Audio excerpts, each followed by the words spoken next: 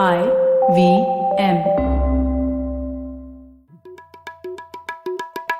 भाई हम हिंदुस्तानियों को बतियाना बड़ा पसंद है। बंगाली में अड्डा, उड़िया में खोटी, कन्नड़ा में हरटे और हिंदी में पुलियाबाजी। इस कला के लिए हमारी हर भाषा में एक शब्द है। तो प्रणय और मैं तो अक्सर मिलकर पुलियाबाजी करते ही रहते हैं। हमने सोचा कि आपको भी इसमें शामिल कर लिया जाए। तो आइए प्रणय और सौरभ के साथ करते हैं पुलियाबाजी। हेलो सौरभ, कैसे हैं आप? बस बढ़िया प्रणय, तुम बताओ। सौरभ, आपने पढ़ा क्या? मैंने कुछ दिनों पहले एक आर्टिकल लिखा था, thank you note to Xi Jinping. हाँ, शी जिनपिंग को बताओ क्यों थैंक यू किया था तुमने? मैंने इसलिए धन्यवाद किया था शी जिनपिंग को, क्योंकि एक मतलब इंटरनेशनल रिलेशंस में या और दूसरे सोशल रिलेशंस में भी देख सकते हैं, कई बार प्रतिद्वंदी आपको परिभाषित करता है। तो आपका प्रतिद्वंदी कौन है वो आपको परिभाषित करता है ना। तो पिछले इतने सालों में, इतने दशकों में हम लोगों का प्रतिद्वंदी कौन था? मतलब Bharat as a nation state का पाकिस्तान है ना। तो हम लोग पाकिस्तान, और पाकिस्तान कैसा थोड़ा कमजोर प्रतिद्वंदी है ना, उसको भारत हरा सकता है, हराया भी है। तो हम लोग को लगता था यार ठीक है, हरा कर लेंगे, कुछ भी जैसा चल रहा है चलने दो, लेकिन हम पाकिस्तान से तो बेहतर है ना, तो चल रहा है मतलब। लेकिन पिछले 2-3 साल में वो सब बदल गया है एकदम। अभी सीधा हमसे और ज्यादा शक्तिशाली प्रतिद्वंदी उभर कर आया है चाइना, और उनका जो एक आक्रामक रवैया रहा है उससे तो सब लोग एकदम जाग चुके हैं, है ना। तो उस वजह से अभी क्या है, हम लोगों की जो प्रतिद्वंदी है वो हमसे और ज्यादा शक्तिशाली है, तो हमको और कुछ करना पड़ेगा अगर हम उनसे टक्कर लेना चाहते हैं। तो इसीलिए मैंने लिखा था कि थैंक यू नोट। उसमें वार्निंग भी है, मतलब ऐसा नहीं कि अगर आप प्रतिद्वंदी चाइना है तो चाइना जैसे ही बन जाओ, वो भी एक अट्रैक्शन रहती है। लेकिन खैर, एक शक्तिशाली प्रतिद्वंदी होने का फायदा होता है, जैसे कि हम लोगों ने यूएसएसआर की लड़ाई में भी देखा था, डारपा वगैरह जैसे जो हम लोगों ने कई बार चर्चा की है, वो सब भी इसीलिए आया क्योंकि यूएसएसआर की एक स्ट्रक्चरल जो राइवलरी थी, जो उसी वजह से, है ना। और यूएस ने वो लड़ाई बिना यूएसएसआर बने जीती, ऐसा नहीं बोला हम उनके जैसा बन जाए जीतने की। हाँ, बिल्कुल एकदम उसके विपरीत होने की तो कोशिश थी। तो खैर, उससे एक अच्छा नतीजा हुआ है, ये जो शी जिनपिंग का और चाइना का आक्रामक रवैया है उसकी वजह से बहुत सारी किताबें आई हैं इन पिछले 2 सालों में चाइना के ऊपर, और बहुत अच्छी रिसर्च हो रही है अब चाइना के ऊपर। एटलीस्ट शुरुआत तो हुई है। तो उसी सिलसिले में पिछले मतलब इस साल मनोज ने किताब लिखी थी। मनोज केवल रमानी हमारे कलीग हैं, और मनोज पहले एपिसोड 11-12 में आए थे। तो मनोज, आप 100 एपिसोड के बाद वापस आ रहे हो, और तब हम लोगों ने चीन की बात की थी। तब चीन इतना बड़ा विषय नहीं था भारत के लिए, मतलब विषय था, लेकिन आजकल तो हर डिस्कशन चीन से शुरू होता है, तो उस तरीके की सिचुएशन नहीं थी। तो पिछले साल मनोज ने किताब लिखी है, और इसमें उन्होंने अकाउंट दिया है कि कोविड-19 के दौरान घरेलू तौर पे और अंतर्राष्ट्रीय तौर पे जो चाइना ने क्या कहानियां कही विश्व को, उस बारे में उन्होंने किताब लिखी है, smokeless war, चाइना's quest for geopolitical dominance. तो उसी के ऊपर चर्चा करते हैं सौरभ, और जानते हैं चाइना को और बेहतर समझने की कोशिश करते हैं। ये तो सिलसिला है, चलता रहेगा। बिल्कुल बिल्कुल, स्वागत है मनोज तुम्हारा पुलियाबाजी में आज। थैंक यू, बहुत बहुत धन्यवाद सौरभ प्रणय। एंड जैसे आपने कहा कि 100 एपिसोड के बाद आ रहा हूँ, होपफुली अगली बार मुलाकात इतनी देर के बाद नहीं होगी। मनोज, जल्दी एक और किताब लिख दो। देखो, ये आने का एंट्रेंस एग्जाम प्रणय ने ऐसे थोड़ा तगड़ा सा फिट किया हुआ है, ठीक है ना। ऐसे नहीं कि कभी भी आके पुलियाबाजी है, लेकिन आपको जरा होमवर्क ठीक से करना पड़ता है। चलिए इंशाल्लाह। ठीक है, तो बिल्कुल शुरुआत शुरू से करते हैं हमेशा मनोज। तो सबसे पहले तो आपने किताब क्यों लिखी? हर किताब लिखने के पीछे कोई ना कोई एक कारण तो होता ही है, कुछ आपने कुछ सुना होगा, कोई बात खटक रही होगी आपको, इसीलिए आपने सोचा होगा यार ये बात तो मुझे खुद लिखनी चाहिए। तो आपकी क्या कहानी थी इस किताब के बारे? तो कहानी बहुत ही सीधी सादी थी। अप्रैल 2020 की बात थी, जब चाइना में तब कोविड-19 को एक तरह से कंट्रोल में, नियंत्रण में ले आए थे। वुहान खुल रहा था।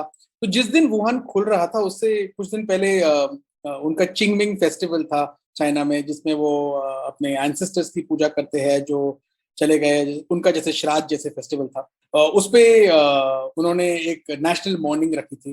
तो मैं वीकली एक न्यूज़लेटर करता हूँ, आई ऑन चाइना। तो उस न्यूज़लेटर के लिए जब मैं उसको कवर कर रहा था, वो जो सीन्स थे वो मेरे लिए बहुत ही ड्रामेटिक थे, क्योंकि हम ज्यादातर बोलते हैं कि भाई भारत में बहुत पॉलिटिक्स है, डेमोक्रेसीज में बहुत पॉलिटिक्स होता है, चाइना जैसी कंट्री में पॉलिटिक्स नहीं होता है, सिर्फ वो लोग काम करते हैं। पर अगर आप वो सीन देखें तो आपको दिखेगा कि कितना पॉलिटिक्स होता है। एक रीजन था कि सारा जो उनका टॉप लीडरशिप था वो हुआरेन हॉल के बाहर खड़ा हुआ है, सर झुका के, सारे हॉर्न बज रहे हैं, सारी मीडिया ब्लैक एंड व्हाइट हो गई है।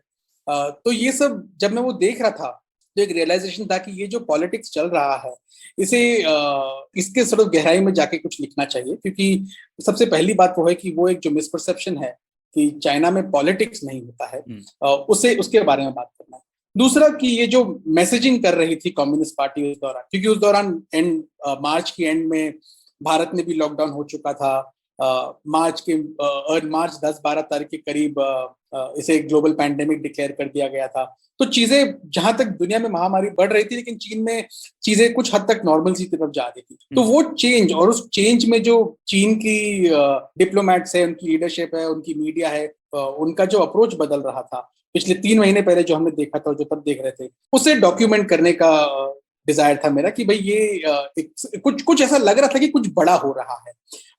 तो वो एक जो स्टोरी जो सामने चल रही थी उसे डॉक्यूमेंट करने का मेरा डिजायर था। तो वो सबसे पहला रीजन था जिसके लिए मैंने ये सोचा कि एक किताब लिखनी चाहिए। पर जैसे ही मैंने लिखना शुरू किया और जैसे ही आगे महीने निकलते गए और मैं लिखता गया, और जैसे ही इवेंट्स होते गए, क्योंकि मैं खुद हैरान था। एक तरफ तो भारत में जिस तरह से लॉकडाउन था हमारे यहाँ पे, दूसरी तरफ दुनिया में जैसे लोगों की डेथ हो रही थी।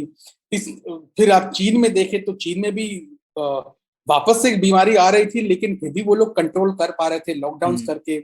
और सितंबर तक तो उन्होंने ऑफिशियली एक मीटिंग बुला के फॉर्मली डिक्लेयर कर दिया था कि हमने कोविड-19 के ऊपर विजय पा लिया है।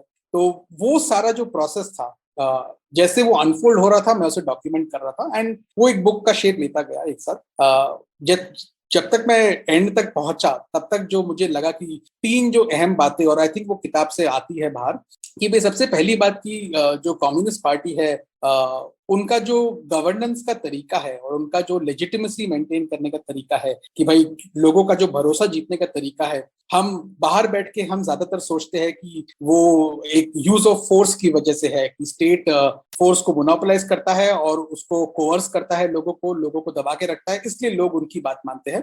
पर वो मेरे हिसाब से आधी कहानी है। दूसरी कहानी है कि वो लोगों को परसुएट करने में भी बहुत मेहनत करता है, कि लोगों को अपनी तरफ आकर्षित करे और अपनी बात से उनकी सहमति बनाए। तो वो एक बात सामने आई। दूसरी बात जो थी कि ये जो उनकी लेजिटिमेसी की जो डिजायर है कम्युनिस्ट पार्टी की, उसकी वजह से जो वो घर पे करते हैं उससे उनके बाहरी रिश्तों पे बहुत तकलीफ होती है। तो वो जो इंटरप्ले है आपका डोमेस्टिक पॉलिसी और फॉरेन पॉलिसी के बीच में, वो इस कहानी के थ्रू मैं बाहर लाना चाहता था। और जो तीसरी और आखिरी बात थी, जो जैसे मैं लिखता गया मुझे समझ में आता गया, वो ये था कि भाई जो कम्युनिस्ट पार्टी है उसका जो आइडियोलॉजी है, उसका जो वर्ल्ड व्यू है, जिस नजरिए से वो दुनिया को देखती है, उसमें एक बहुत ही अगेन कम्युनिस्ट पार्टी है तो कॉन्ट्रडिक्शन तो होगा, एक बहुत ही अद्भुत कॉन्ट्रडिक्शन है ऑफ बहुत ही इनसिक्योरिटी है, बहुत ही भारी इनसिक्योरिटी है, पर उसके साथ बहुत ज्यादा कॉन्फिडेंस भी। और ये पैंडेमिक की कहानी में आप देख सकते हैं कि ये दोनों का इंटरप्ले जो हो रहा है और उससे जो उनके नफा नुकसान हो रहा है वो पता चलता है। तो वो मैं इस किताब में कहना चाहता हूँ। वाह, सही बात कही आपने मनोज। तो 2 जैसे पॉइंट्स आपने गए, एक तो राजनीति है, वो तो रुकती नहीं है, चाहे वो अथॉरिटेरियन रेजिम हो या फिर एक लोकतांत्रिक रेजिम हो, एक आपने वो पॉइंट कहा। और दूसरा, कहानियां कहना जरूरी है एक अथॉरिटेरियन रेजिम के लिए भी, क्योंकि हर बार तो आप फोर्स नहीं यूज कर सकते और आपको ऐसी कहानियां बोलनी है कि फोर्स यूज करना ही जरूरी ना हो। तो शायद कहानियों का और हम लोगों ने बहुत सारे एपिसोड किए हैं नैरेटिव्स के ऊपर भी, और किस तरीके का इंपॉर्टेंस होता है कहानियों का, तो ये चाइना में भी दिखता है। और आपने बहुत अच्छे से बताया कि लोगों को अक्सर लगता है कि क्योंकि एक अथॉरिटेरियन रेजिम है तो वो सिर्फ सरकार सब कुछ कंट्रोल कर सकती है, लेकिन हम अक्सर भूल जाते हैं। और हम लोगों ने आपके साथ वाले एपिसोड में डिस्कस भी किया था कि इतना बड़ा राष्ट्र है तो हर बार आप फोर्स नहीं यूज कर सकते, आपको और कोई पैतरे भी अपनाने पड़ेंगे। थोड़ी 1984 नॉवल जो थी उस जैसी फीलिंग ना, उसमें भी एक मतलब सेंट्रल पीस ही है उसका कि आप कैसे लोगों के माइंड स्पेस पे कब्जा करते हैं, क्योंकि अथॉरिटेरियन है, लेकिन अथॉरिटेरियन आप फोर्स भी यूज करेंगे लेकिन आप लोगों की सोच को ही बदल देंगे एक तरह से, और आपके लोगों की सोच पे ही हमला कर देंगे। उससे आपको कितनी सिमिलैरिटी दिखती है मनोज, उसमें जो सारे के सारे जॉर्ज ऑरवेल ने हथकंडे बताए थे कि कुछ शब्द ही वर्जित हो जाते हैं यूज करने, शब्दों के मतलब बदल जाते हैं, हिस्ट्री चेंज होती रहती है टाइम के साथ साथ, ये सारे दिखते हैं ना चाइना में। मतलब वो लोग तो शब्द एकदम वर्जित कर देते हैं, आज से ये शब्द यूज नहीं होगा, ठीक है। कुछ लोगों ने शी जिनपिंग का मजाक उड़ाया कि वो विनी द पू जैसे दिखते हैं, तो विनी द पू आप यूज ही नहीं कर सकते हैं सोशल मीडिया में। तो इस तरह से ये कोविड के समय भी आपको दिखा काफी ज्यादा इस तरीके के जो हथकंडे हैं कि जो जिसको कहते हैं जो भाषा के ऊपर ही आप ऐसा आक्रमण कर दें कि लोगों के सोचने का जो औजार है उसी को बदल दें, तो फिर ये तो सबसे बड़ी पकड़ है ना। हाँ, पूरी तरह से अगर आप देखें तो ये जो तीनों आपने हथकंडे बताए, ये तीनों आप देख सकते हैं कि पैंडेमिक के दौरान, और पैंडेमिक के अभी चलो खत्म नहीं हुआ है पैंडेमिक, लेकिन आज भी अगर आप देखें ये हो रहा है। सबसे पहली बात जो आपने कही कि भाई वर्ड्स को ही सेंसर कर देना, तो किताब में मैंने लिखा है कि जब कोविड-19 पैंडेमिक शुरू हुआ था और जब वुहान का जनवरी 2020 में लॉकडाउन हुआ था, तो कुछ 10-12 दिन थे जब ऐसे लगा था जैसे सेंसर जो है वो छुट्टी पे जा चुके हैं, क्योंकि तभी चाइनीज न्यू ईयर भी था। क्योंकि उस दौरान बहुत सारी कॉन्वर्सेशन हो रही थी चाइनीज सोशल मीडिया पे, लेकिन किसी चीज को सेंसर नहीं किया जा रहा था, बहुत कम सेंसरशिप। हो सकता है लोग खुद घबराए हुए थे, हो सकता है क्लैरिटी नहीं थी कि क्या सेंसर करो क्या नहीं करो, हो सकता है कि एक तरफ से जरूरत थी कि वो प्रेशर कुकर का वॉल्व ईज होए ताकि कुछ प्रेशर निकले, पर अराउंड 30 जनवरी 1 फरवरी के करीब ये बदलने लगता है, धीरे धीरे सेंसरशिप टाइटन होने लग जाती है। और इस दौरान पहले 10-12 दिन में शी जिनपिंग भी गायब थे, उनका मीडिया में कोई ज्यादा पब्लिकेशन नहीं था। अगर आप चाइनीज मीडिया अगर पढ़ते हैं तो जो पीपल्स डेली, उनका जो सबसे इंपॉर्टेंट और मेन पेपर है पार्टी का, उसके ज्यादातर फ्रंट पेजेस पे शी जिनपिंग की शक्ल जरूर होती है, अगर नहीं होती तो उनके नाम की एक कहानी तो जरूर, चाहे उनकी कोई नई किताब निकल रही है, चाहे उन्होंने कहीं कुछ कह दिया, या चाहे उन्होंने पिछले 6 साल में क्या काम किया वो बारे में कहानी हो, लेकिन कोई ना कोई एक कहानी तो जरूर हो। पर इस दौरान कुछ 8-10 दिन तक बहुत कम था, एक आध खाली कहानियां थी क्योंकि उन्होंने कोई ऑफिशियल मीटिंग की थी, वो कहानी थी, बाकी नहीं थी। और उनकी फोटो तो बिल्कुल नहीं थी, तस्वीर तो बिल्कुल नहीं। पर ये फर्स्ट वीक ऑफ फरवरी में बदलने लगता है, और उस दौरान शी जिनपिंग गायब भी थे, और जो मेन पर्सन जिसे आगे किया गया था वो था जो प्रीमियर थे ली केचान, उन्हें रिस्पॉन्सिबल बना दिया गया था कि वो जाएंगे वुहान, वो जाके। तो एक तरफ से वो भी चल रहा था कि जो लीडर है उसे बचाया जा रहा था, दूसरी तरफ से सेंसरशिप पहले गायब था पर फिर धीरे धीरे आ गया वापस। एक कारण इसका ये भी हो सकता है कि पहले कुछ दिनों में सरकार, यानी एक चाइनीज सरकार की एक खासियत है, वो एक लेवल पे सोशल मीडिया पे कंट्रोल करती है, पर एक लेवल पे उन्हें ट्रांसपेरेंसी भी चाहिए, क्योंकि अगर आप बीजिंग में बैठे हैं और आप जानना चाहते हैं कहीं और क्या हो रहा है, तो आपके लिए एक फीडबैक का माध्यम काम भी करता है। हाँ, तो वो भी एक पर्पस था। उसके बाद अगर आप देखें तो जैसे ही कुछ नियंत्रण पाने लगी सरकार, एक नैरेटिव शेप होने लगा, जिसमें सरकार की तरफ से एक नैरेटिव था कि भाई देखिए ये निर्णायक सरकार है, इन्होंने फैसला ले लिया, हिस्टोरिक फैसला ले लिया, शहर बंद कर दिया, ऐसा तो कोई नहीं कर सकता है, और ये सिर्फ देश की भलाई के लिए नहीं, दुनिया की भलाई के लिए भी किया है। दूसरी तरफ दिखाया गया कि भाई देखिए उन्होंने किसी और इकोनॉमी, किसी चीज की चिंता किए बिना इंसान की जान को सबसे आगे रखते हुए ये फैसला लिया है। और देखिए कितने सोल्जर आ गए हैं, कितने हेल्थ केयर वर्कर्स जा रहे हैं। जितना टाइम पैंडेमिक चलता रहा उतना टाइम सोशल मीडिया पे हेल्थ वर्कर्स की बहुत तारीफ होती रही। जैसे वहां पे चाइना में कुछ टर्म्स यूज किए गए थे, जैसे red volunteers, olive green, white angels. Olive green आपकी आर्मी होगी, व्हाइट आपके हेल्थ वर्कर्स हो गए। तो ऐसे अलग अलग नारे बनाए गए जिनको बेचा गया। उसके साथ ये बताया गया कि भाई सारी दुनिया के लिए सरकार ने ये सब किया हुआ है, देश को बचा रही है, और सारा सपोर्ट सारा देश प्रोवाइड कर रहा है हुबई और वुहान को, उसके साथ डिसइंफॉर्मेशन भी चल रहा था। तो जो कुछ हद तक वो ऑर्गेनिक था कि लोग जैसे ट्विटर पे इंडिया में लोग कहते हैं कल को कुछ भी हो जाए, लोग कहीं ना कहीं से कोई कॉन्स्पिरेसी निकालते हैं। चाइना में भी बहुत सारी कॉन्स्पिरेसीज आ रही थी और धीरे धीरे करके जो सरकारी स्टेट ऑर्गन्स और पार्टी ऑर्गन्स है उन्होंने भी वो कॉन्स्पिरेसीज को हवा दी। तो एक जैसे कॉन्स्पिरेसी थी कि भाई शायद ये एक अमेरिकन बायो वेपन की बायो वॉरफेयर चल रही है चीन के खिलाफ, तो वो चल रहा था। तो ऐसे उन्होंने एक मिक्स ऑफ एक हद तक कि भाई अपनी अच्छाई दिखाते हुए एक तरफ कॉन्स्पिरेसीज को बढ़ाते हुए और एक तरफ ये दिखाते हुए खाली कि लोगों का क्या हाल हो रहा है। जैसे अगर आप भारतीय मीडिया को देखें, जब लॉकडाउन हुआ था, जितना भी हम इंडियन मीडिया को क्रिटिसाइज करें एंड सही मायने में क्रिटिसाइज करें, जब माइग्रेंट सड़क पे थे इंडिया में तो उनके वो विजुअल्स टीवी पे थे, उसकी कितनी प्रोमिनेंस थी वो हम डिस्कस कर सकते हैं, लेकिन वो थे, ऐसा नहीं था कि वो गायब था बिल्कुल। वुहान में जितने भी लोग डेस्परेट थे, जो जिन्हें अस्पताल में जगह नहीं मिल रही थी, जिन्हें हॉस्पिटल जाने के लिए जगह नहीं मिल रही थी, ट्रांसपोर्टेशन नहीं था, कुछ नहीं था, दवाइयां नहीं थी, पीपीई किट नहीं थे, मास्क नहीं थे, उन सब की खबरें चाइनीज मीडिया में नहीं आई। खबरें सिर्फ ये आई कि सरकार कितनी मेहनत कर रही है और देखिए लोग कितनी एकजुट होकर मेहनत कर रहे हैं। तो एक वो तरीका था नैरेटिव कंट्रोल का। तो वो जो सारे हथकंडे आपने बताए जो जॉर्ज ऑरवेल ने लिखे थे, वो सारे यहाँ पे देखने को मिले हैं। आखिरी जो आपने इतिहास की बात की, दो उदाहरण दूंगा मैं। एक था कि फरवरी में चाइनीज सरकार का जो ऑफिशियल नैरेटिव था कि भाई हमने ये पैंडेमिक पे कंट्रोल कैसे पाना शुरू किया, वो उसकी डेट्स बदल गई। पहले अचानक से फरवरी आई थिंक 13 या 14 तारीख की बात है, मुझे एग्जैक्टली डेट याद नहीं है, पर उस टाइम पे एक रिपोर्ट निकली चाइनीज मीडिया में कि भाई 7 जनवरी को एक मीटिंग हुई थी पॉलिट ब्यूरो स्टैंडिंग कमेटी की, जिसमें शी जिनपिंग ने इंस्ट्रक्शंस दिए थे कि भाई इस पे जल्द से जल्द नियंत्रण पाना। पर 7 जनवरी से लेके 20-22 जनवरी जब तक वुहान का लॉकडाउन हुआ तब तक कुछ खास काम नहीं हुआ था। इनफैक्ट वुहान में तब तक तो नए साल की सेलिब्रेशन हो रही थी, सरकारी सैंक्शन फीस्ट हो रहा था, और जो प्रोविंशियल उनकी जो विधानसभा इक्विवेलेंट है कि प्रोविंशियल जो लेजिस्लेचर था उसकी मीटिंग हो रही थी।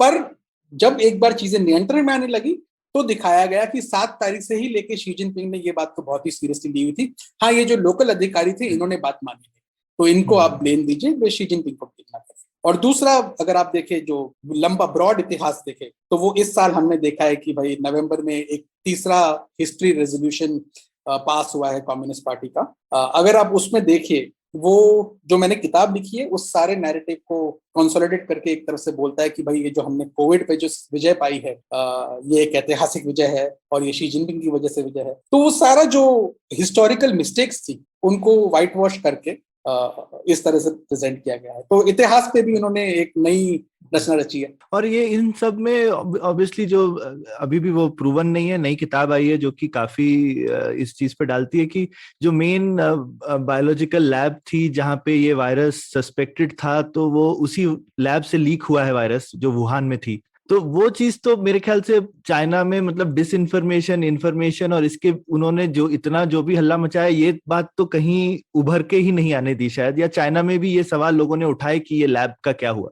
नहीं, अगर आप देखें तो पहले सवाल उठे थे, ऐसा नहीं कि सवाल नहीं उठे थे। और पर क्या हुआ कि जिस तरह से ये बात पॉलिटिसाइज हुई, और इसमें एक तरह से जो डोनाल्ड ट्रम्प सरकार थी उनकी भी बहुत गलती थी, जिस तरह से ये पॉलिटिसाइज हुआ था, उससे मौका मिला कम्युनिस्ट पार्टी की सरकार को ये दर्शाने के लिए कि देखिए ये जो बोल रहे हैं ये पॉलिटिकल मोटिवेशन से बोल रहे हैं, ये कुछ सच्चाई जानना नहीं चाहते हैं। और उससे उनको फायदा मिला कि वो घर पे ये नैरेटिव बेच सके कि भाई देखिए ये अमेरिका ये सब कर रही है क्योंकि ये हमें दबा के रखना चाहती है, ये हमें कंटेन करना चाहती है।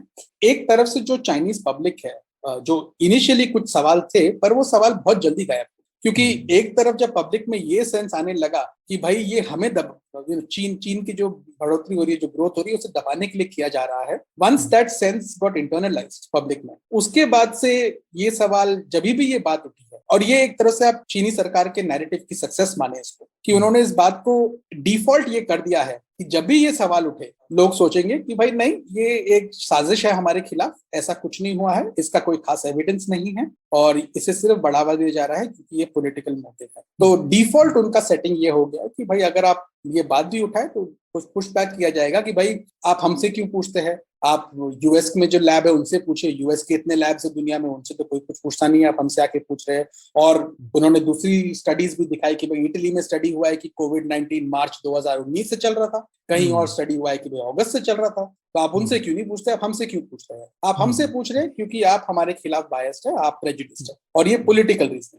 तो जहां तक मुझे समझ में आता है कि जनता में ये बात इंटरनलाइज हो चुकी है, और पॉलिटिकली जिस तरह से चाइनीज सरकार का कंट्रोल है इसके इशू के ऊपर और डब्ल्यूएचओ के ऊपर, मुझे नहीं लगता है कि हमें इस बात का सच कभी भी मिल पाएगा, कभी भी पता चलेगा। तो हर आलोचना बेसिकली एंटी चाइना हो जाती है। वो तो एक जिसको कहते हैं हाइपर नेशनलिज्म, या जो भी एक एकदम उस तरीके का राष्ट्रवाद का, ये हर जगह होता है कि कोई भी आप किसी की भी कोई आलोचना करें तो वो उस देश की या उस आइडेंटिटी की आलोचना होने लगती है। तो चाइना में भी, शायद चाइना में तो ऐसा है ही। लेकिन चाइना में मनोज फिर ऐसे खेमे नहीं है, लेकिन मतलब वहां पे इस चीज पे लेकिन काफी जिसको बोलते हैं कंसेंसस है। जनता जो है काफी, हिंदुस्तान में भी ऐसा कभी कभार होता है, लेकिन कुछ लोग मानते हैं, कुछ लोग लेकिन ऐसा बोलते हैं नहीं नहीं ऐसा क्या है, जरूरी थोड़ी है, आलोचना हमको सुननी भी चाहिए। तो हर प्रकार के लोग हैं और हर प्रकार के लोग होने चाहिए मेरे विचार में। ऐसा नहीं है कि सब एक ही तरीके के हों। लेकिन चाइना में कुछ सरकार को सफलता मिली है, या सरकार ने ऐसा किया है, या एजुकेशन सिस्टम ने ऐसा किया कि ज्यादातर लोग इसी तरीके के हो गए हैं कि कोई भी आलोचना एंटी चाइना है। नहीं, आई थिंक एक स्पेक्ट्रम है जिसमें आपके क्रिटिक्स होंगे जो चाहेंगे कि भाई सही आलोचना हो, एक जो सरकार की नीतियों की भी आलोचना करते हैं। पर चाइना में जो आलोचना करने का जो तरीका है वो बहुत अलग है। उसे आपको अपनी बात को बहुत ही समझा बुझा के मखमल में लपेट के वो देना पड़ता है, वरना कुछ नहीं होगा। तो सबसे पहली बात वो है। दूसरी बात है कि भाई आप जो कह रहे हैं, अभी जो पावर में है, जो लीडरशिप है, क्या उसे वो कंस्ट्रक्टिवली लेती है? क्या आप लीडरशिप का क्रिटिसिज्म कर रहे हैं? क्योंकि अगर आपकी आलोचना कम्युनिस्ट पार्टी के रूल को क्रिटिसाइज करती है अगर आपकी बात, तो वो नॉट एक्सेप्टेबल। तो अगर आप जैसे ही आप फिर तो आप रात को गायब हो सकते हैं फिर। हाँ, फिर तो आप और बहुत सारे, जैसे आपने, अगर आप किताब में देखे कि बहुत सारे ऐसे केसेस हैं जहाँ पे लोग, जैसे कुछ सिटीजन जर्नलिस्ट थे जिन्होंने वुहान में सिटीजन जर्नलिज्म किया, उन्हें उठा लिया गया। कुछ थे जिन्होंने, हाँ, कुछ लोग थे जिन्होंने क्रिटिसाइज किया, जिन्होंने आर्टिकल्स लिखे क्रिटिसाइज करते हुए, उन्हें भी उठा लिया गया। यहाँ तक कि जो डॉक्टर थे, दिसंबर 2019 में जो डॉक्टर्स थे जिन्होंने अपने वो सोशल मीडिया ग्रुप पे बात की थी कि भाई ये कोई अजीब सी बीमारी दिख रही है, कुछ नया दिख रहा है, उन्हें भी पुलिस ने पिकअप करके कहा था कि भाई आप पहले एक माफीनामा इशू करें और फिर आप ये सब बातें नहीं करेंगे। वो और बात है कि जब पता चल गया कि इतनी बड़ी तकलीफ हो गई है और ये बात बाहर आ गई सोशल मीडिया पे कि भाई इनसे माफीनामा पे दस्तखत करवाए गए थे, तो चाइना के सुप्रीम कोर्ट ने भी कहा था कि भाई अब सरकार इनसे माफी मांगेगी, जो लोकल लोग हैं इनसे माफी मांगेगी इनको। और फिर उनमें से जो सबसे प्रसिद्ध डॉक्टर थे, डॉक्टर ली वनयांग, जब उनकी फरवरी 5 को आई थिंक उनका निधन हो गया था, 2 महीने बाद जब आई थिंक वो नेशनल हीरोज जैसे कुछ डिसाइड कर रहे थे, उसमें उनको ऑनर किया गया था और फिर सितंबर में उन्हें अवार्ड किया गया था नेशनल हीरो की तरफ से। तो अगेन अगर आप देखें तो एक तरह से आलोचना ली जाती है, पर आलोचना को सरकार अगर कंस्ट्रक्टिव समझती है तो उसे फिर भी ली जाए। लेकिन अगर उसे वो देखेगी कि भाई आप जो बोल रहे हैं उससे जो सरकार का राज है उस पर इम्पैक्ट हो सकता है, तो आपको इमीडिएटली चुप करा दिया जाएगा। तो एक लेवल के नीचे कुछ नो गो जोन्स बना दिए हैं, उस नो गो जोन्स के नीचे अब शी जिनपिंग के अंडर क्या हो रहा है कि वो जो नो गो जोन्स है वो और बड़े होते जाते हैं। आपको और तकलीफ, अगर आप कोई क्रिटिक है तो आप और 10 बार सोचेंगे कि कुछ बोलूं कि ना बोलूं, कि पता नहीं कल क्या हो जाए। तो वो एक बात है जो हो रही है। बट देयर है ऑन सर्टेन एरियाज बहुत ही अलग ख्याल के लोग हैं। इकोनॉमिक पॉलिसी एक ऐसी चीज है जिसमें बहुत ही अलग ख्याल के लोग हैं। कोविड पॉलिसी भी अगर आप देखें, अभी 2 साल होने को आ रहे हैं, चाइना में 0 टॉलरेंस कोविड पॉलिसी चल रही है। अभी इस हफ्ते में शियान में आउटब्रेक है और वापस पूरा शहर बंद कर दिया गया है, सबको टेस्ट किया जा रहा है। तो पिछले कुछ महीनों में इस पॉलिसी की आलोचना हुई है कि भाई हम कब तक ये करेंगे, हमें दुनिया की तरफ खोलना तो पड़ेगा आखिर, और अगर हम ऐसे बार बार बंद करते रहेंगे तो हम कैसे खोलेंगे। तो शायद हमें सीखना चाहिए कि हम बीमारी के साथ कैसे रहे, जैसे दूसरे देश सीख रहे हैं। पर उस सजेशन को बहुत ही जल्दी टॉप लीडरशिप ने क्रिटिसाइज करके बंद करा दिया था कि भाई नहीं, कोई दो राय नहीं है, हम यही पॉलिसी फॉलो करेंगे कि हम जब भी कुछ होगा हम सब बंद करेंगे और हमें ओपनिंग ऐसे नहीं करनी है। बट वो डिस्कशन है, ऐसा नहीं कि वो डिस्कशन नहीं है। कुछ है नहीं। तो मनोज, आपने नारा शब्द का प्रयोग किया। सौरभ, ये नैरेटिव और नारा में कोई सेम रूट वर्ड है क्या? नहीं तो हम लोग नैरेटिव को नारेटिव बोलते हैं। हाँ मतलब लेकिन नारेबाजी स्लोगनरिंग होती है, हाँ। और क्या कहते हैं, उससे नारों से नैरेटिव नहीं बनते हमेशा, पर हाँ। कभी कभी बनते भी हैं, ऐसा हाँ। नहीं, हाँ। नारे प्रतीक हो जाते हैं हाँ, कुछ नारे लेकिन कभी हाँ। कभी जरूरी होते हैं नैरेटिव बनाने के लिए, लेकिन सफिशिएंट नहीं होते हैं। हाँ प्रतीक तो हो ही सकते हैं, जैसे भारत छोड़ो टाइप का नारा हाँ। तो नैरेटिव ही हो गया था ना। हाँ, हाँ। तो ठीक है, तो नैरेटिव ही बोल लेंगे। तो एक बढ़िया है। आपने ये जो बात कही, मुझे ये याद आया कि जैसा मनोज ने कहा, पहले शायद कभी कभी तो सरकार को भी जरूरी है आलोचना करना और सरकार को ही ब्लेम करना। जैसे कि मनोज ने कहा कि यूनियन, मतलब उनकी जो सेंट्रल गवर्नमेंट है, उन्होंने पहले हिस्से में कहा कि यार ये लोकल गवर्नमेंट की प्रॉब्लम है, मेरी प्रॉब्लम नहीं है। तो अगर कुछ गड़बड़ होती है तो गलती का भांडा तो फोड़ना है, किसी के ऊपर तो फोड़ना है। कई बार आप ये कह सकते हैं यार ये नेचुरली हो गया, या ये आपदा आ गई, मेरे क्या प्रॉब्लम थी, लेकिन एक हद तक लोग कितनी बार बोलोगे ये, तो उस टाइम पे आप और किसी को फाइंड कर लो। या फिर मनोज, ऐसे भी कई हिस्से होंगे ना, ऐसे कहेंगे कि सरकार के अंदर एक कोई इंसान था जो गलत था, पर मैं नहीं हूं, मतलब वो शी जिनपिंग नहीं है, पर और कोई था, उसको हम निपट लेंगे उससे। ऐसे भी होता होगा। हाँ, ऐसा होता है ज्यादातर। क्या होता है कि जिस तरह से कम्युनिस्ट पार्टी में, जिस तरह से आप एक कम्युनिस्ट पार्टी के कार्यकर्ता है, जिस तरह से आप पार्टी की रैंक्स में ऊपर जाके एक सेंट्रल ऑफ लीडर बनते हैं, काफी जरूरी होता है कि अगर आप उस पद तक पहुंचे हैं, यानी कि आपके कोई बहुत ही ताकतवर बेनिफैक्टर्स है, सपोर्टर्स है, तभी आप वहां तक पहुंचे हैं। तो जो सेंट्रल लीडर होता है, किसी भी लेवल पे हो, उस पे ऐसे इल्जाम लगा के उसे निकाल देना बहुत मुश्किल है, क्योंकि वो पार्टी की पॉलिटिक्स ऐसी है कि भाई बहुत सारे अलग फैक्शंस गुट लड़ रहे होते हैं, और हर किसी के इंटरेस्ट को रिप्रेजेंट किया जाता है। तो इसलिए ये जो काम होता है, ये जो इसमें एक इंटरजेक्शन कर सकता हूँ, क्योंकि काफी लोगों को मतलब लगता है कि कम्युनिस्ट वहां पर मतलब चाइना में एक ही पार्टी है, दूसरी कोई पार्टी नहीं हो सकती, तो उसकी वजह से उस पार्टी में गुटबाजी होती है खूब, क्योंकि फाइनली लोग तो हैं ही जिनको आपस में पॉलिटिक्स तो नहीं खत्म हो जाती जैसा आपने कहा। तो ये मेरे ख्याल से हिंदुस्तान में कभी कभी लोग ऐसा मिस कर जाते हैं कि भाई पूरा देश ऐसा तो नहीं कोई एक आदमी चलाता है, मतलब एक ही पार्टी है, पर इसका ये मतलब नहीं है कि पॉलिटिक्स नहीं है, उसमें जो गुट है उनकी आपस में फिर पॉलिटिक्स है, और उसको आप स्टडी भी करते हैं काफी डीपली, तो ये चीज मैंने कहा बोल देनी चाहिए। हाँ आगे, सॉरी। तो बिल्कुल बिल्कुल भाई, तो वो जो अलग अलग गुट होते हैं उनके एंड अलग अलग रीजन से ये गुट बनते हैं। जैसे कुछ होते हैं कि भाई आप कहाँ से आए हैं, आपकी फैमिली क्लैन क्या थी। कुछ होता है कि भाई आप किस रीजन से है।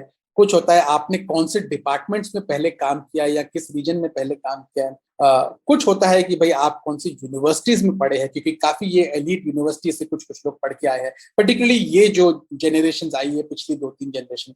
और एक ये भी है कि भाई आपके बाप दादा क्या किया करते थे, उनका क्या रोल था। जैसे शी जिनपिंग के जो फादर थे वो चाइना के वाइस प्रेसिडेंट रह चुके हैं, और वो एक रेवोल्यूशनरी फाइटर थे, जो दंग शाओपिंग के भी काफी करीब थे एक तरह से। तो ये अलग अलग रीजन से लोग आते हैं। कुछ कभी कभी होता है कि भाई जो नेता है, जैसे हु जिनताओ है, उन्होंने कोई क्रैकडाउन शुरू कर दिया, उससे पेट्रोलियम इंडस्ट्री पे क्रैकडाउन पड़ गया और एक दूसरी इंडस्ट्री पे क्रैकडाउन पड़ गया, और ये दो लोग जो है जिन पे सबसे ज्यादा तकलीफ हो रही है, उन दोनों गुट के लोग साथ में आके एक पॉलिसी के लिए आर्ग्यू करते हैं कि भाई ऐसे करना चाहिए। तो इशू बेस्ड टेम्परेरी भी होती है या ऐसे परमानेंट भी होती है, जिसमें पुराने रिश्ते एक साथ होते हैं। तो अगर आप शी जिनपिंग का जो गुट देखें, उसमें चिंगवा यूनिवर्सिटी, शांगसी प्रोविंस, और शी जिनपिंग ने जो फुजियान और जेजियांग में टाइम स्पेंड किया, उसमें से काफी सारे लोग कनेक्टेड होगा। पर इनको भाई कोई फॉर्मल वो नहीं होता है कि भाई वो इस गुट का है, उस गुट का है, तो बहुत मुश्किल होता है इसको अनपैक करना। बट एनीवे, तो इस वजह से सेंट्रल लीडरशिप में किसी को निकालना है, किसी को सैक करना बहुत मुश्किल होता है, और किसी पे इल्जाम लगाना बहुत मुश्किल होता है। पर हाँ, आप ये कोशिश जरूर करते हैं कि आपके जो सेंट्रल राइवल्स है, जो आपके सबसे जिनसे आपको सबसे ज्यादा तकलीफ हो सकती है, उन पे आप कुछ ना कुछ डाल के उनको उनकी फाइल आप बढ़ाते रहे कि जब सही मौका आए तो फाइल काट सके। तो अब वो एक होता है।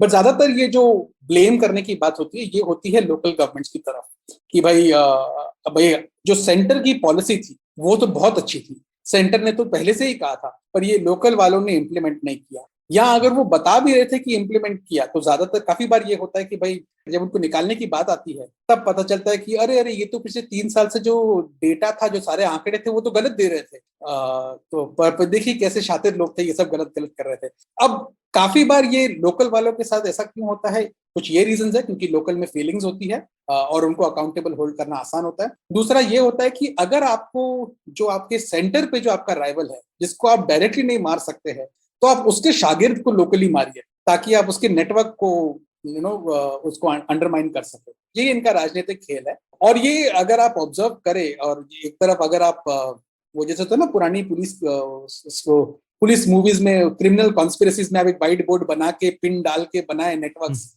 तो मैंने कोशिश की है ये करने की, पर कभी ढंग से बना नहीं पाया हूँ। बहुत ही इंटरेस्टिंग वेब बनता है अगर आप ये देखना चाहें। आगे बढ़ते हैं फिर। मनोज, अब नैरेटिव्स में जाने से पहले थोड़ा आइडिया देंगे चाइना के मीडिया एनवायरनमेंट का, क्योंकि हमारे श्रोताओं को शायद चाइना का मीडिया एनवायरनमेंट कैसे काम करता है वो पूरी तरीके से पता नहीं होगा। तो कैसा है, मतलब जैसे हम लोग भारत में देखते हैं आजकल एक ट्विटर ट्रेंड आता है, फिर वो न्यूज साइकिल सेट करता है, या फिर कोई पॉलिटिशियन पहले ट्वीट करता है और फिर वो ट्वीट कई आर्टिकल्स में आ जाता है और उसके ऊपर ही रिपोर्ट्स लिखते हैं। तो चाइना में कैसा है? और एक किसी दिन आप जो अखबार पढ़ते हैं, जनरली आप क्या पाएंगे उस अखबार में? सरकार का रोल कितना पाएंगे उसमें? देखिए, जो मीडिया एनवायरनमेंट उसको आप देखें तो अभी तो पहले जितना फ्रैगमेंटेड था उससे कम फ्रैगमेंटेड है, उससे कम बिखरा हुआ है। सरकार का भी बहुत ज्यादा कंट्रोल हो गया उसके ऊपर। शी जिनपिंग जब 2013 में 2014 आई थिंक 2014 में उनका नेशनल आइडियोलॉजी या मीडिया कॉन्फ्रेंस हुआ था, जिसमें शी जिनपिंग ने कहा था कि भाई मीडिया को पार्टी की आवाज बनना चाहिए, वो उनका असली काम है। तो पूरी मीडिया को अब एक तरफ से उसमें क्या होता है कि चाइना में जो प्राइवेट मीडिया है बहुत बहुत छोटा है, और उसमें भी चाहे डायरेक्टली इनडायरेक्टली सरकार का स्टेक होता है। अब वो सेंट्रल गवर्नमेंट का ना हो बट लोकल गवर्नमेंट्स का हो, पर स्टेक होता है। तो सेंट्रली अगर आप देखें तो जो उनका मेन न्यूज़पेपर है, जो सेंट्रल कमेटी का न्यूज़पेपर है, वो है पीपल्स डेली। उसके साथ जो स्टेट काउंसिल की जो मेन एजेंसी है, न्यूज एजेंसी, वो है शिन्हुआ। ये आपकी दो मेन बॉडीज है, तो वो सबसे जरूरी है। उसमें भी पीपल्स डेली सबसे जरूरी है, क्योंकि पीपल्स डेली में जो वो पार्टी का अखबार है, उससे पार्टी यूज करती है जो बाहर बताना चाहती है उसके लिए भी, पर ज्यादातर अपने आप में बात करने के लिए, क्योंकि उस पार्टी में तकरीबन 95 मिलियन, नियरली 100 मिलियन मेंबर्स है। अगर आपको सबको मैसेज देना है तो आपको कुछ चाहिए कि आप सबको मैसेज 10 करोड़ लोग जो है। तो मनोज, आपने बोला ये, जैसे शुरू में ये बात मुझे पता नहीं थी, तो हर अखबार में किसी ना किसी या स्टेट या सेंट्रल गवर्नमेंट का स्टेक होता ही होता है, ऐसा है क्या? हाँ, सो एट डिफरेंट एजेंसीज का या तो स्टेक होगा, जो स्टेट की बॉडीज होगी उनका, या उनके खुद के अखबार होंगे। जैसे आपका central commission of discipline inspection है, जो करप्शन इन सब पे ध्यान देता है, उनका एक अखबार है। अच्छा, मतलब सरकारी विभाग का अखबार होगा? हाँ, उनके तो या तो विभाग का खुद का अखबार होगा, और या फिर आपने कहा पार्टी का अखबार, जो सबसे बड़ा अखबार है वो तो पार्टी का है, तो उसमें सरकार की दखल अंदाजी नहीं है। तो इसमें मैं थोड़ा मतलब पार्टी और सरकार में फर्क कर रहा हूँ। शायद चाइना में फर्क बहुत कम है, लेकिन ये फर्क है कि नहीं है कि पार्टी का अखबार है या क्या की जैसे दूरदर्शन हुआ, या फिर दूरदर्शन और ऑल इंडिया रेडियो सरकारी हैं, और हमारे पास खैर खूब सारे प्राइवेट भी हैं, लेकिन उसी तरह से अब जैसे नेशनल हेराल्ड हो गया जो कांग्रेस पार्टी चलाती, तो ये दोनों में फर्क है। वहां पर ये फर्क है क्या? ये फर्क नॉमिनली है। अगर आप तो इसे समझने के लिए अगर आप पहले से समझे कि जो चाइनीज पार्टी स्टेट सिस्टम है वो लेनिनिस्ट सिस्टम पे आधारित है। जो लेनिन का सिस्टम था उसमें बेसिकली सबसे जरूरी बात लेनिनिस्ट सिस्टम की ये होती है कि जो पार्टी होती है वो सेंट्रल होती है। उसका काम ये है प्रोपेगेंडा के थ्रू और ऑर्गेनाइजेशन के थ्रू, जो उसके दो सबसे महत्वपूर्ण अंग होते हैं, उसके थ्रू आप सारी सोसाइटी को पेनिट्रेट करें। तो organisation has to control society along with propaganda. तो अगर आप इवन प्राइवेट एंटिटीज हो, उसमें पार्टी का कहीं ना कहीं हाथ होना चाहिए। तो और वो पार्टी सेल के थ्रू होता है, तो चाहे पार्टी ओनरशिप ना ले उसमें, अगर, और कम्युनिस्ट पार्टी ऑफ चाइना की जो कॉन्स्टिट्यूशन उसके हिसाब से एक कोई भी ऑर्गेनाइजेशन जिसमें 3 पार्टी मेंबर हो, यानी कि वहां पे पार्टी सेल बनना जरूरी है। अब वो पार्टी सेल का जो रोल है वो देखा जाएगा। उनका प्राइमरी रोल होता है कि भाई पार्टी की बात को आगे रखना। तो दिस में not be at a leadership level, but ideally increasing Xi Jinping के अंडर इसे लीडरशिप लेवल पे किया जा रहा है, चाहे वो प्राइवेट बैंक के हो, प्राइवेट कंपनीज हो, इन सब। जहां तक मीडिया का सवाल है, जो आपने कहा, एक नॉमिनल डिस्टिंक्शन है। पीपल्स डेली सेंट्रल कमिटी, जो पार्टी सेंट्रल कमिटी है, उसका अखबार है, और शिन्हुआ जो स्टेट काउंसिल है, जो सरकार है, मेन एग्जीक्यूटिव जो कैबिनेट है, उसका उनकी तरफ से है। तो शिन्हुआ टेक्निकली सरकार की तरफ से बात करता है, पीपल्स डेली पार्टी की तरफ से बात करता है। पर अगर आप देखें कि भाई जो पार्टी और स्टेट के जो फंक्शनरीज है वो सब एक दूसरे के साथ मिले हुए हैं, जैसे जो पार्टी के जो पॉलिट ब्यूरो के 7 लोग हैं, टॉप 7 लोग हैं, वो स्टेट के भी की पोजीशंस होल्ड करते हैं, क्योंकि शी जिनपिंग स्टैंडिंग कमेटी के नंबर 1 है, वो स्टेट के प्रेसिडेंट है, ली केचांग नंबर 2 है, वो स्टेट के प्राइम मिनिस्टर है, प्रीमियर है। ऐसे करके जो अलग लोग हैं उनकी भी अलग स्टेट पोजीशंस है, और ये अक्रॉस द बोर्ड है, चाहे वो सेंट्रल लेवल पे हो या लोकल लेवल। तो वो बहुत ही डीपली इंटरकनेक्टेड है, पार्टी एंड स्टेट। एक तरफ से इंटरकनेक्टेड है, बट एक तरफ से एक डिनाइबिलिटी भी देता है कि अगर कुछ होता है तो भाई स्टेट की रिस्पॉन्सिबिलिटी है, पार्टी की नहीं है। तो भाई जो एग्जीक्यूटिव फंक्शनरीज थे उनकी गलती हो गई, पार्टी की तरफ से तो सही था। तो वो भी एक बात होती है। तो वो एक बहुत ही नेबुलस रिश्ता है उन दोनों के बीच में। पर जहां तक जैसे प्रणय ने बोला मीडिया एनवायरनमेंट की बात, एक तरफ तो ये जैसे मैंने कहा, ये मेन मीडिया पब्लिकेशंस है जिनका काम होता है कि भाई पार्टी की आवाज, पार्टी की कहानी बताना, पार्टी की बात बताना, अंदरूनी जो पार्टी की बातें चल रही है उनके बारे में डिस्कशन करना। अलग उसी इन्हीं अखबारों में आप काफी बार देखेंगे कि भाई जो सेंट्रल सरकार, जो सेंट्रल लीडरशिप बोलना चाहेगी वो अपनी बात रखेगी, उसका जो क्रिटिसिज्म होगा या किसी को अगर उसको फीडबैक देना है तो वो इन्हीं अखबारों में होगा। और जैसे मैंने कहा था, बहुत ही घुमा फिरा के बात की जाएगी।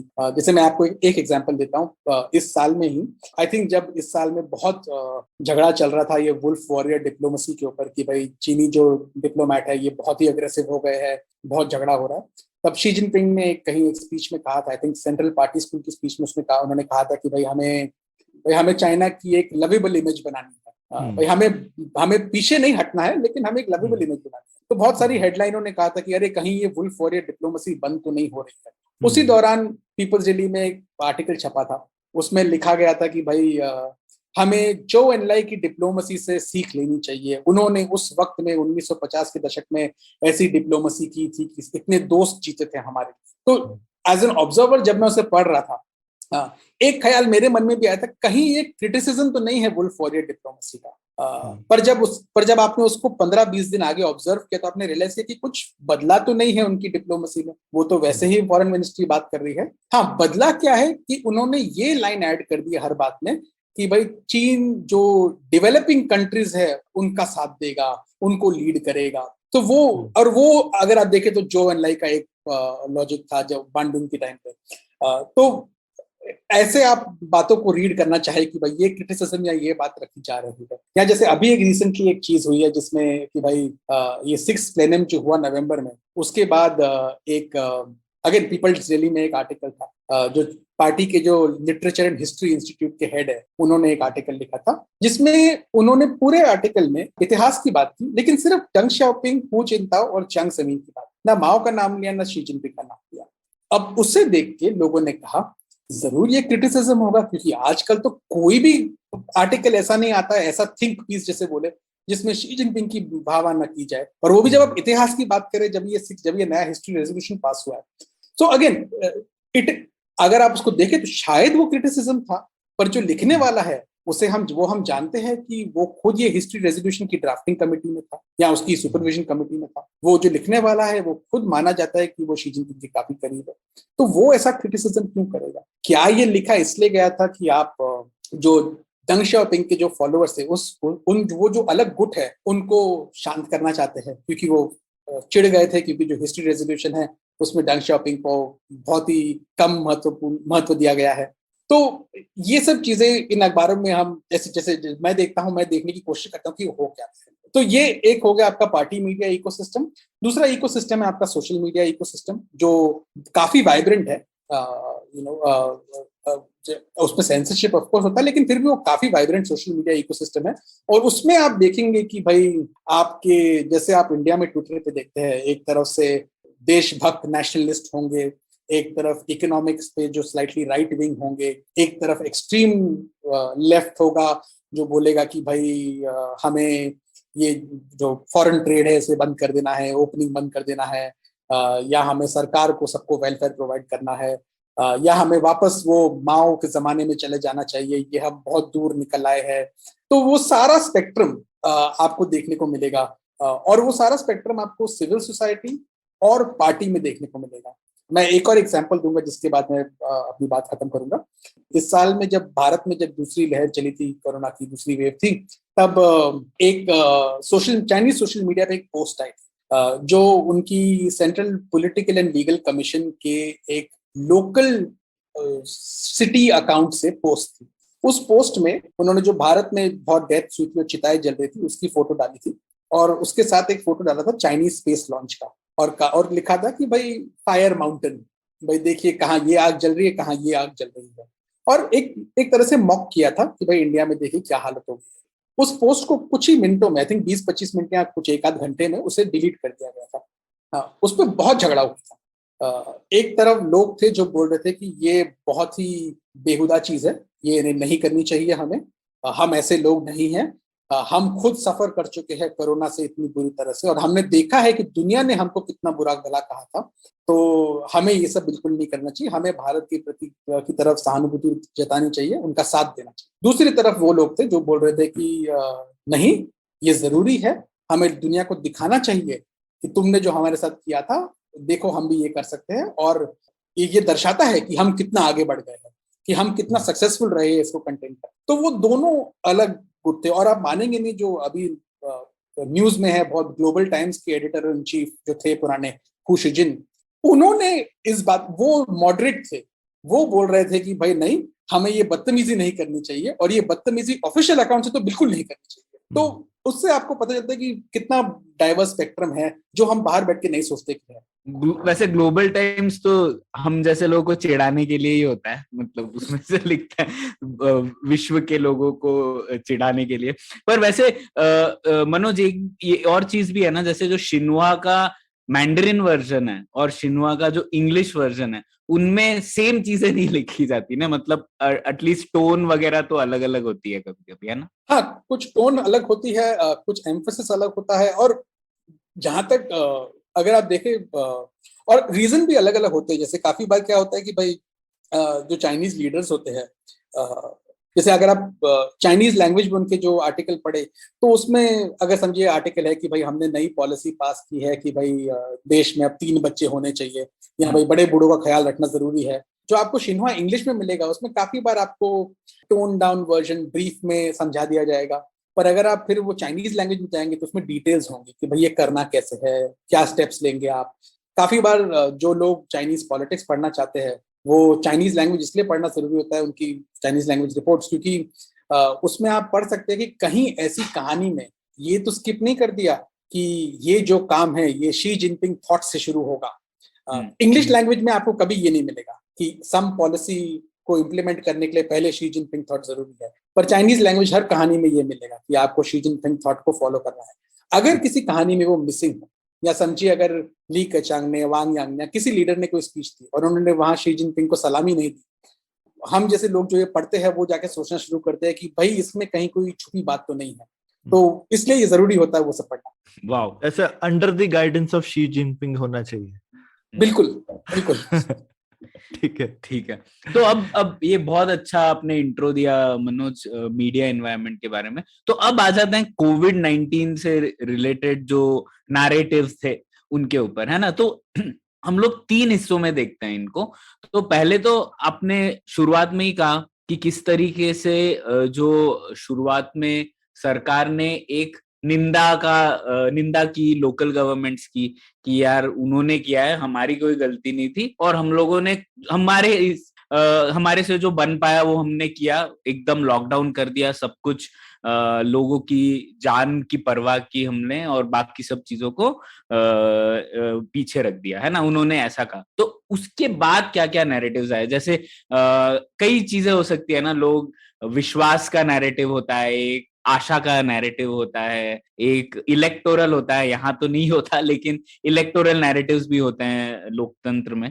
तो किस तरीके से प्रोसीड हुई? तो हम लोग शुरुआत तो आपने बता ही दिया है, बीच में क्या हुआ फिर, जैसे नवंबर दिसंबर में जब आपने किताब खत्म की, उस टाइम पर क्या नैरेटिव्स थे सरकार की तरफ? सो शुरुआत की तो जैसे हमने बात कर ली है नैरेटिव्स क्या थे, उसमें उनके साथ ये भी नैरेटिव था कि भाई आप देखें ये सब जो आपने बोले, आशा का नैरेटिव, सैक्रिफाइस का नैरेटिव, लोकल रिस्पॉन्सिबिलिटी का नैरेटिव, उसके साथ जो इन सबको एक साथ जोड़ते हुए जो एक नैरेटिव था वो था कि भाई ये एक जंग है, ये एक पीपल्स वॉर है जिसमें हर किसी को एक साथ होना है। और ये कुछ चीन ने शुरू की थी ये बात, लेकिन ये उनके लिए यूनिक नहीं थी। अगर आप इंडिया में भी देखें तो इंडिया में भी कोरोना वॉर की हम बात कर रहे थे कि सारी सोसाइटी को एक साथ होना है, तो ये उनकी तरफ से भी था।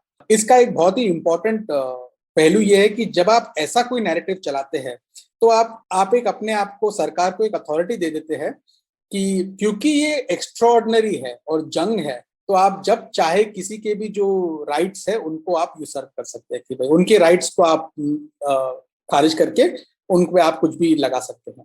तो ये था, एंड इसी के चलते उन्होंने बहुत सारी क्रैकडाउन्स भी किए। जब तक सितंबर में, जैसे मैंने कहा, सितंबर 2020 में उन्होंने एक सेरेमनी की थी जिसमें उन्होंने डिक्लेयर किया था ऑफिशियली कि भाई हमने कोरोना पे विजय पा ली है। और हमने कोरोना पे इसलिए विजय पाई है क्योंकि हम एक तरह से तो सारी सोसाइटी एक साथ हुई, पर दूसरी तरफ से क्योंकि हमारी सेंट्रल लीडरशिप ने सब कुछ किया और जो एफिशिएंसी दिखाई हमने कि भाई, अगर आपको याद है जनवरी फरवरी 2020 में चाइनीज स्टेट मीडिया ने 24 घंटे का लाइव फीड लगाया हुआ था वुहान में हॉस्पिटल बनते हुए। तो अगर आप जब भी जाके वो देख सकते हैं, वो एक डेमोन्स्ट्रेशन था कि भाई हम ये करते हैं, हम ये कर सकते हैं। आप ये सब न्यूयॉर्क टाइम्स की कहानियां मत पढ़िए कि भाई यहाँ पे लोगों के पास पीपीई नहीं है, ये देखिए कि हम कितने फटाफट हॉस्पिटल बना रहे। इसके साथ नैरेटिव जो उस दौरान सितंबर में एक विजय के नैरेटिव के साथ जो दूसरा नैरेटिव था वो था कि आप बाहर देखिए दूसरों का क्या हाल हो रहा है, कि भाई अमेरिका में देखिए ये तो दुनिया का सबसे शक्तिशाली देश है, इसकी इतनी बुरी हालत है। इसके साथ एक और नैरेटिव था कि आप अमेरिका में देखिए, यूरोप में देखिए, भारत में देखिए कि ये सब लोकतांत्रिक देश है, इनका क्या हालत हो, इनकी क्या हालत होती है। तो ये दर्शाता है कि जो हमारा सिस्टम है सुपीरियर है, उसमें उसी में ऐसी एक बात है कि भाई जो हमारी लीडरशिप है वो तो बहुत ही समझू है, पर उसके अलावा जो हमारा सिस्टम है वो इतना अच्छा है और उस सिस्टम की वजह से जो इंस्टीट्यूशनल स्ट्रेंथ है उसकी वजह से हम इस महामारी से उभर पाए हैं। तो वो नैरेटिव अगर आप देखें तब से लेके अब तक उसकी ताकत सिर्फ बढ़ी है। और वो नैरेटिव की ताकत बढ़ने का एक ये रीजन भी है कि लोगों में, जैसे मैंने कहा कि एक सेंस आ रहा था चाइना में कि भाई जो अमेरिका और जो दूसरे वेस्टर्न देश है वो हमें दबा के रखना चाहते हैं। तो जब आपने दिखा दिया कि भाई हमारे सिस्टम ने तो डिलीवर कर दिया, हमारी तो सिर्फ कुछ 4,500 या 5,000 से कम मौतें हुई है, वहां पे तो पता नहीं कितने लाखों लोग मर गए हैं, तो यानी कि जरूर है कि हमारे सिस्टम में कुछ तो बेटर हो। चाहे वो 4,000 डेथ्स नहीं हो, डबल भी हो, तो भी वो लाखों से तो कम है। एंड सो एक वो जनता में भी ये बार बार ये बात बताई गई कि भाई ये आपके सिस्टम की वजह से है, इसके लिए इसी की वजह से आपका भी अब ये फर्ज बनता है कि आप अपने सिस्टम में वो बदलाव ना मांगे जो आप मांग रहे थे, जो आप कहते थे कि भाई हमें डेमोक्रेसी चाहिए, फ्रीडम ऑफ स्पीच चाहिए, आपको ये चाहिए, उससे अच्छा आप हमारे साथ खुश हैं जो हमारा सिस्टम है, तो आप उसमें भरोसा रखें। तो ये बात को उसके बाद कॉन्स्टेंटली बीट किया गया। उसके साथ भी अगर आप देखिए, जब हमने नवंबर की बात की, बहुत ही इंटरेस्टिंग टाइम था नवंबर 2020। अक्टूबर में चाइना में कम्युनिस्ट पार्टी ने अक्टूबर 2020 में अपनी 5वीं प्लेनरी सेशन करी थी। उस प्लेनरी सेशन में शी जिनपिंग ने बेसिकली बात की थी कि भाई हमने ये विजय तो पा ली है, पर हमें फिर भी काम आगे करके संभाल के चलना है और हमें आने वाले 5-7 साल की इकोनॉमिक प्लानिंग करनी है, आर्थिक प्लानिंग करनी है, क्योंकि मार्च में 14th 5-year प्लान पास होना था। उस दौरान में उन्होंने अपना दुनिया की तरफ जो उनका व्यू है वो रखा था कि भाई देखिए दुनिया में टेंशन बढ़ रहे हैं, अनप्रेसिडेंटेड चेंजेस हो रहे हैं। कुछ चेंजेस का कारण यह है कि हम चाइना राइज हो रहा है, और कुछ चेंजेस का कारण है कि जो ताकत है, आर्थिक पॉलिटिकल ताकत, वो पश्चिम से पूरब की तरफ आ रही है। इसकी वजह से और आप वॉलेटिलिटी और आप झगड़े देखेंगे, पर हमें अपने सिस्टम और अपने सिस्टम से को मान के चलना है, उसको बना के रखना है। एक तरफ ये मीटिंग हो रही थी, दूसरी तरफ यूएस में इलेक्शन हो रहे थे, और आपने देखा था कि यूएस की इलेक्शन के बाद कितने तकलीफ हुई थी और वो इलेक्शन इटसेल्फ में उसका रिजल्ट आने में कितना टाइम लगा था। तो वो भी एक पीरियड था जिसमें चाइनीज मीडिया और चाइनीज सरकार ने बहुत ही नैरेटिव पे हिट किया था कि भाई आप देख सकते हैं ये सिर्फ एक वक्त की बात नहीं है कि वहां पे केओस है और यहाँ पे ऑर्डर है। आप देख सकते हैं कि चाहे कोविड था, चाहे इलेक्शन है, चाहे उसके बाद की आर्थिक मैनेजमेंट है, चाइना में ऑर्डर है, वहां पे कियास है। तो ये नैरेटिव फिर कंटिन्यू होता गया है, और अगर आप इस साल में भी देखें तो ये नैरेटिव कंटिन्यू होता जा रहा है। तो मनोज, ये लेकिन एक संकेत भी है क्या? ये मैं अक्सर सुनता रहता हूँ, चाइना में वो अक्सर ये पॉइंट बहुत उभर के रखते हैं कि भाई देखो हमारा सिस्टम अलग है और कितना अच्छा है।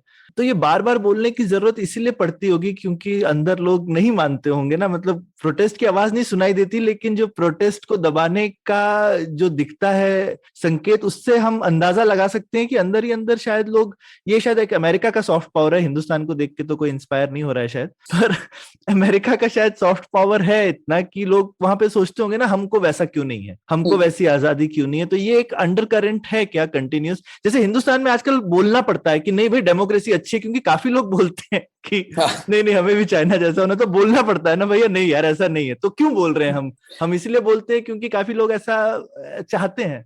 हाँ, नहीं बिल्कुल, आई मीन एक तरफ से अगर आप देखें तो इसके लिए, इसका जवाब देने के लिए मैं 2009, 2008, 2009 की तरफ जाऊंगा। तब जब दो तीन चीजें हुई थी उस दौरान। पहले तो 2008 में आपका ग्लोबल फाइनेंशियल क्राइसिस जो हुआ था, इस किताब में मैंने जो तब चाइना के, जो अभी चाइना के वाइस प्रेसिडेंट है वांग कीशान, तब वो एक चीफ सीनियर लीडर थे और वो मेन आदमी थे जिससे यूएस ट्रेजरी सेक्रेटरी तभी हैंक पॉल्सन, तभी वो उनसे लिएस कर रहे थे 2008 की क्राइसिस के दौरान।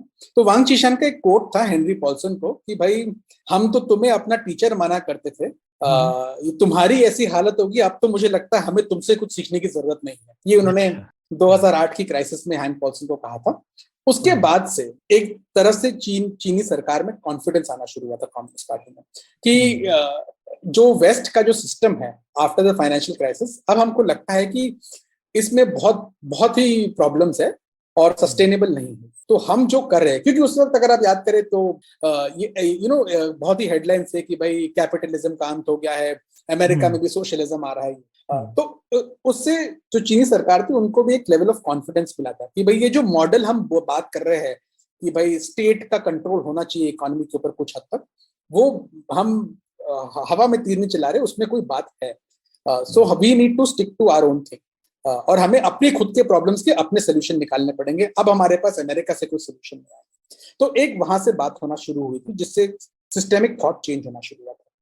दूसरी बात थी कि भाई उसी दौरान 2008 में बीजिंग में ओलंपिक्स होने वाले थे, और उस ओलंपिक्स से कुछ 5-6 महीना पहले तिब्बत में प्रोटेस्ट हुआ था, जिसमें बहुत सारे जो मॉन्क्स थे वो अपने सेल्फ इम्यूलेशन कर रहे थे, प्रोटेस्ट कर रहे थे, और यूएस का बहुत ही काफी क्रिटिसिज्म था चाइना को तभी। तो वो एक दौरान था कि जब उन्हें लगा कि ये जो डेमोक्रेसी की लहर है इससे हमें बच के रहना चाहिए।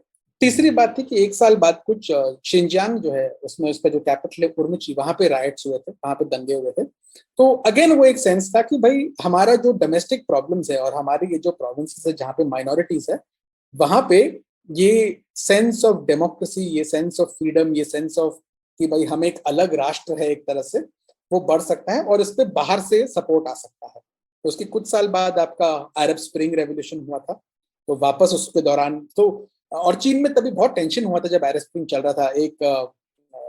तभी एक थॉट था कि वहां पे भी कहीं प्रोटेस्ट ना हो, तो वहां पे सरकार ने बहुत ही तगड़ा बंदोबस्त किया था बीजिंग में, कि भाई क्योंकि उनको खबर मिली थी इंटेलिजेंस से कि बहुत बड़ा प्रोटेस्ट होने वाला है। पर आई थिंक कुछ 6 लोग आए थे बाहर प्रोटेस्ट करने के लिए।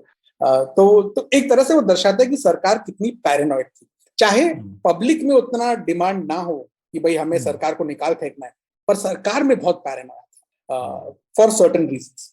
तीसरी चीज थी कि भाई उन्हें ये कांस्टेंट सेंस थी कि भाई हमें लगता है कि भाई ये अमेरिका की जो सरकार है वो बाय हुक और क्रुक चाहती है कि चाइना में कलर रेवोल्यूशन हो।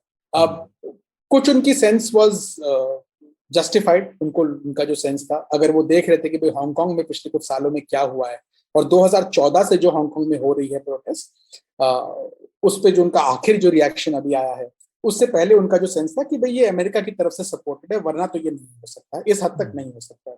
पर अगर आप देखिए जब हांगकांग में प्रोटेस्ट चल रहे थे, सिमिलर वैसे प्रोटेस्ट आप मेनलैंड में नहीं देख रहे थे। देयर वर रिफ्लेक्शंस, कुछ इंस्टेंसेस थे, पर उस स्केल पे, उस स्तर पे प्रोटेस्ट नहीं थे, क्योंकि बहुत लिटिल एविडेंस है कि बताने के लिए कि भाई चाइना में पॉपुलर सपोर्ट है कि सिस्टम को ओवरथ्रो किया जाए।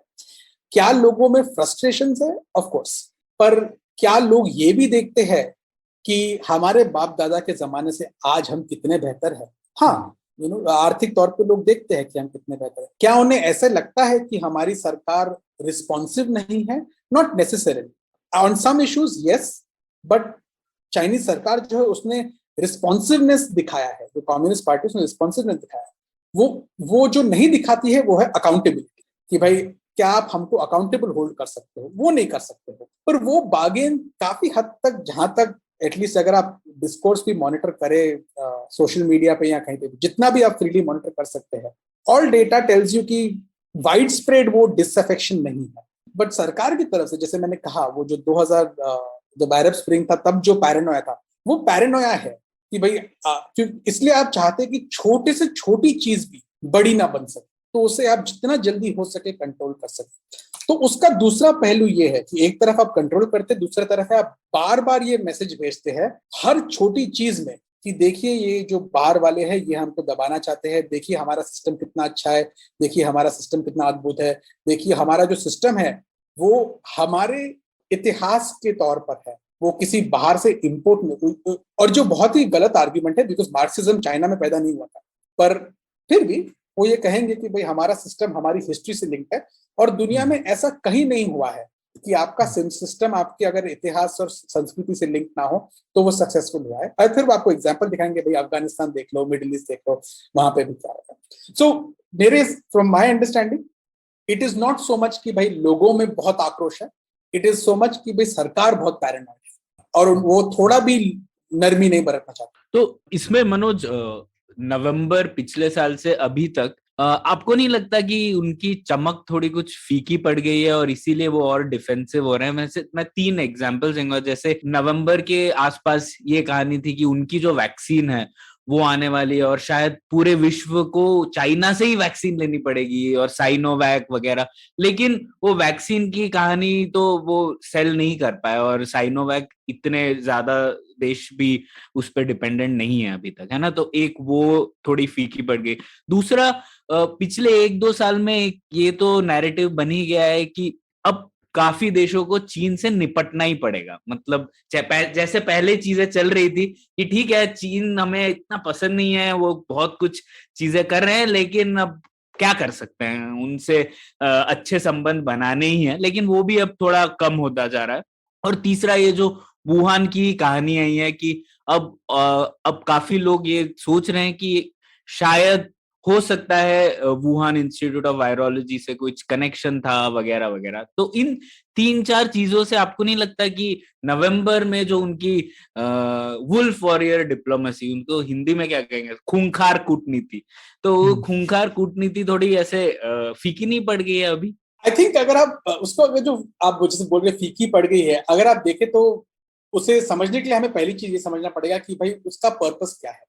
तो 2-3 पर्पस है जहां तक मेरे हिसाब से है। सबसे पहला है अपने डोमेस्टिक नैरेटिव, कि भाई उसका सक्सेस आप जज करेंगे डोमेस्टिक नैरेटिव से। तो डोमेस्टिक नैरेटिव की तरफ से अगर पार्टी का कंट्रोल बढ़ाने की बात है तो सक्सेसफुल रहा है, क्योंकि जैसे मैंने कहा आपने एक सेंस शेप कर दिया है कि हमें बिसीज किया जा रहा है बाहर से, और हम उसके लिए हम अपने आप को सेल्फ डिफेंस में लड़ रहे हैं हमारे। दूसरी बात है कि इंस्टीट्यूशनल, ब्यूरोक्रेटिक इंस्टीट्यूशनल उसका जो है कि भाई जो जाओ लीजियान है, जिन्हें आप बहुत अच्छी तरह से जानते हैं प्रणय, वो उनका जो प्रमोशन हुआ पाकिस्तान की डीसीएम की पोजीशन से पाकिस्तान में टू फॉरेन मिनिस्ट्री में, उससे एक मैसेज गया पूरी फॉरेन सर्विस को कि भाई तर ये रास्ता है, ये पाथ है आपके सक्सेस का, आपको ऐसा करना जरूरी है, आपको फाइट करना जरूरी है। और अपनी किताब में मैंने काफी कोटेशंस दिए हैं शी जिनपिंग के और जो चाइनीज फॉरेन मिनिस्टर है वांग यी के, जो वो बोलते हैं कि भाई आप में एक फाइटिंग स्पिरिट होना जरूरी है, भाई मैटर ऑफ प्रिंसिपल जो है, आदर्श के मामले में आप एक कदम भी पीछे नहीं हटेंगे, जो हो सकता है आप दिखाएं। तो वो आई थिंक एक अलग बात है कि वो भी एक बात है। तो उसकी वजह से ब्यूरोक्रेटिकली अगर आप देखें तो एक उसके बाद अगर आप देखें कि हर चाइनीज डिप्लोमेट, चाइनीज ब्यूरोक्रेट में ये वुल्फ वॉरियरिज्म आने लगा है, तो in that sense it is also a bureaucratic success story for them. Then आपका हुआ एक्सटर्नल जो फॉरेन पॉलिसी है, उसमें जैसे ना आपने कहा, मैं आपसे पूरी तरह से सहमत हूँ कि आई थिंक बहुत नुकसान हुआ है। एक लेवल पे जो डेवलप्ड वर्ल्ड है उसको एलियनेट किया गया है। आई थिंक एक तरफ से वो एलियनेशन चीनी सरकार को मंजूर है, क्योंकि वो बोल रहे हैं कि भाई आप हमसे नाराज भी हो जाए तो कोई बात नहीं, आपको हमारी जरूरत है, क्योंकि हम दुनिया के सबसे बड़े ट्रेडर है, की सप्लाई चेन हमारे से जाती है, आप कितनी भी नाराजगी दिखा ले, आप हमें डंडा तो नहीं मार सकते हैं, और अगर कुछ कर भी सकते हैं तो हल्की फुल्की चीजें कर सकते हैं। तो वो आई थिंक दैट इज वो एक ट्रेड ऑफ है जो वो एक्सेप्ट कर रहे हैं कि भाई हमें ये करना पड़ेगा। तो और क्योंकि उनका ये मानना भी है मेरे हिसाब से कि भाई अगर हम प्यार से भी चले तो भी ये होना लाजमी है कि भाई हमारे खिलाफ एक बैलेंसिंग कोalition बननी है, तो उससे अच्छा हम अपने दांत दिखाए, और जो डर गया बहुत बढ़िया, जो नहीं डरा वो तो वैसे भी हमसे झगड़ने वाला था, उस पे हम कॉस्ट इम्पोज करेंगे, जैसे आज हम लिथुआनिया पे कर रहे हैं, और देखते हैं यूरोपियन यूनियन क्या करती है उसके जवाब में। अब तक तो कुछ किया नहीं उन्होंने, तो वो I think some of that is a gamble जो वो एक्सेप्ट कर रहे हैं, because domestic is the priority. जहां तक एक्सटर्नल बैलेंसिंग कोalition की बात है, अगर आप देखें एक तरफ से यस उन्होंने और नुकसान पाया है, जैसे भारत के साथ भारत को एक एडवर्सरी बना देना उनकी बेवकूफी थी, और वो उनकी नीति की वजह से हुआ। जैसे आपने शुरुआत में कहा था कि भाई आपने शी जिनपिंग को थैंक यू नोट लिखा है, इट इज ट्रू कि भाई वो उनकी पॉलिसीज की वजह से है, क्योंकि लद्दाख के जो पिछले साल जो हुआ उसके बावजूद भी हमें बहुत टाइम लगा कि हम ह्वावे पे कोई डिसीजन ले, हम कोई और टेक्नोलॉजी इश्यूज पे डिसीजन ले।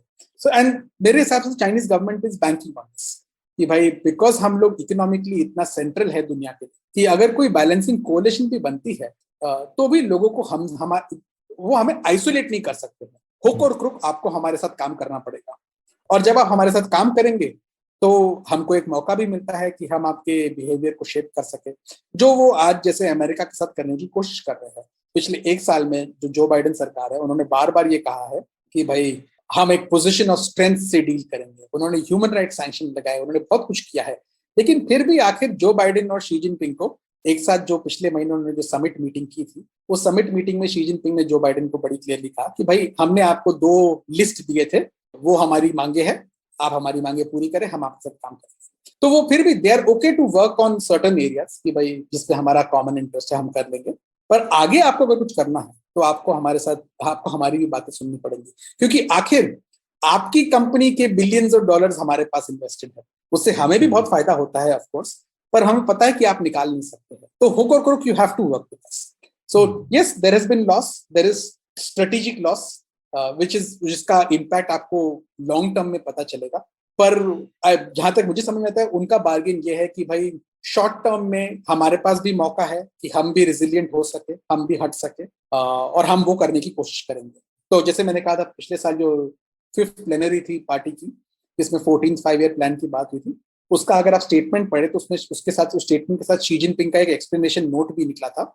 उस नोट में वो बड़ी क्लियरली ये बात कहते हैं कि जहां तब तक तो बाकी दुनिया बात कर रही थी कि भाई हमें सप्लाई चेन रेजिलियंस करना है, उसमें वो काफी क्लियरली कहते हैं कि हमने सप्लाई चेन रेजिलियंस करना शुरू कर दिया है, हम दुनिया से डीकपल हो रहे हैं, और हम चाहते हैं कि हम डीकपल भी हो, पर हम दुनिया की अपने ऊपर निर्भरता बनाए। मनोज बहुत बहुत बढ़िया से तुमने ये समझाया कोविड के टाइम पे कैसे चल रहा था। इसमें मुझे एक अलग सवाल पे मैं अंत करना चाहता हूँ कि यहाँ बैठ करके मतलब जिस तरह से जिस बारीकी से तुम समझते हो चाइना में क्या हो रहा है, तो ये इसकी जरा तकलीफ, अपना दुख दर्द और तकलीफ बताओ जरा हमको कि एक तो लैंग्वेज का प्रॉब्लम तो है ही, और लेकिन तुम्हारा लैंग्वेज के तो काफी सारे उपाय हैं, लेकिन उसके अलावा वहां का मीडिया पे इतना कंट्रोल है, सारी मीडिया प्राइवेट है ही नहीं, सोशल मीडिया में भी कोई ना कोई एक सेंसर डिसाइड कर रहा है चलो ये आने दो, ये नहीं आने देते हैं वगैरह वगैरह, तो हर चीज की बात पे बात खोजनी पड़ती है कि ये कहा जा रहा है तो इससे क्या हो रहा होगा, ये कहा जा रहा है तो इससे क्या। तो ये मतलब एकदम ऐसी जिसको कहते हैं मतलब डार्क आर्ट टाइप है, मतलब कैसे समझा जाए, किसी बात पे भरोसा नहीं कर सकते हो। तो ये जो कुछ समझा ये हम कैसे समझें कि आप जो समझ रहे हो वो इसीलिए समझ रहे हो क्योंकि चाइनीज कम्युनिस्ट पार्टी चाहती है कि आप ये समझो, या फिर हम उस वाद विवाद के बीच में जो लाइनों के बीच में लिखी हुई चीजें हैं उनको पढ़ लेते हैं किसी ना किसी तरह से। तो ये कुछ ये नॉर्मल तो नहीं है। तो ये वाली चीज बताओ, ये किसी और देश में तुम्हारा इंटरेस्ट होता तो ऐसी तकलीफ नहीं होती। हाँ सौरभ, जैसा आपने विश्लेषण किया वो तंत्र विद्या टाइप लग रहा है। हाँ एकदम तंत्र विद्या है ये, ऐसे चाइनीज तंत्र विद्या है, ऐसे आल जुला कुछ करके करना पड़ता है कि भाई अब देखें जरा ये इसमें से जो आपकी स्मोकलेस है पर आप कुछ ऐसा धुआं निकालते होंगे, फिर देखते होंगे धुएं में क्या लिखा। आई थिंक इसमें सबसे पहली चीज ये होती है कि भाई अगर आप एज एन एनालिस्ट इसको देखते हैं, और जो मैंने जो सीखा है 4-5 साल पहले जब मैं ये सब पढ़ता था, तब मेरे जो असेसमेंट था उसमें मुझे बहुत कॉन्फिडेंस था। आज मैं अपने असेसमेंट में और टेंटेटिव हूँ। तो आई थिंक जितना आप ज्यादा पढ़ते हो उतना आप ज्यादा रियलाइज करते हो कि भाई आपकी नॉलेज की एक हद है, एक लिमिटेशन है, और वो स्ट्रक्चर्ड है, जैसे आपने कहा कि भाई आप you will not be able to understand.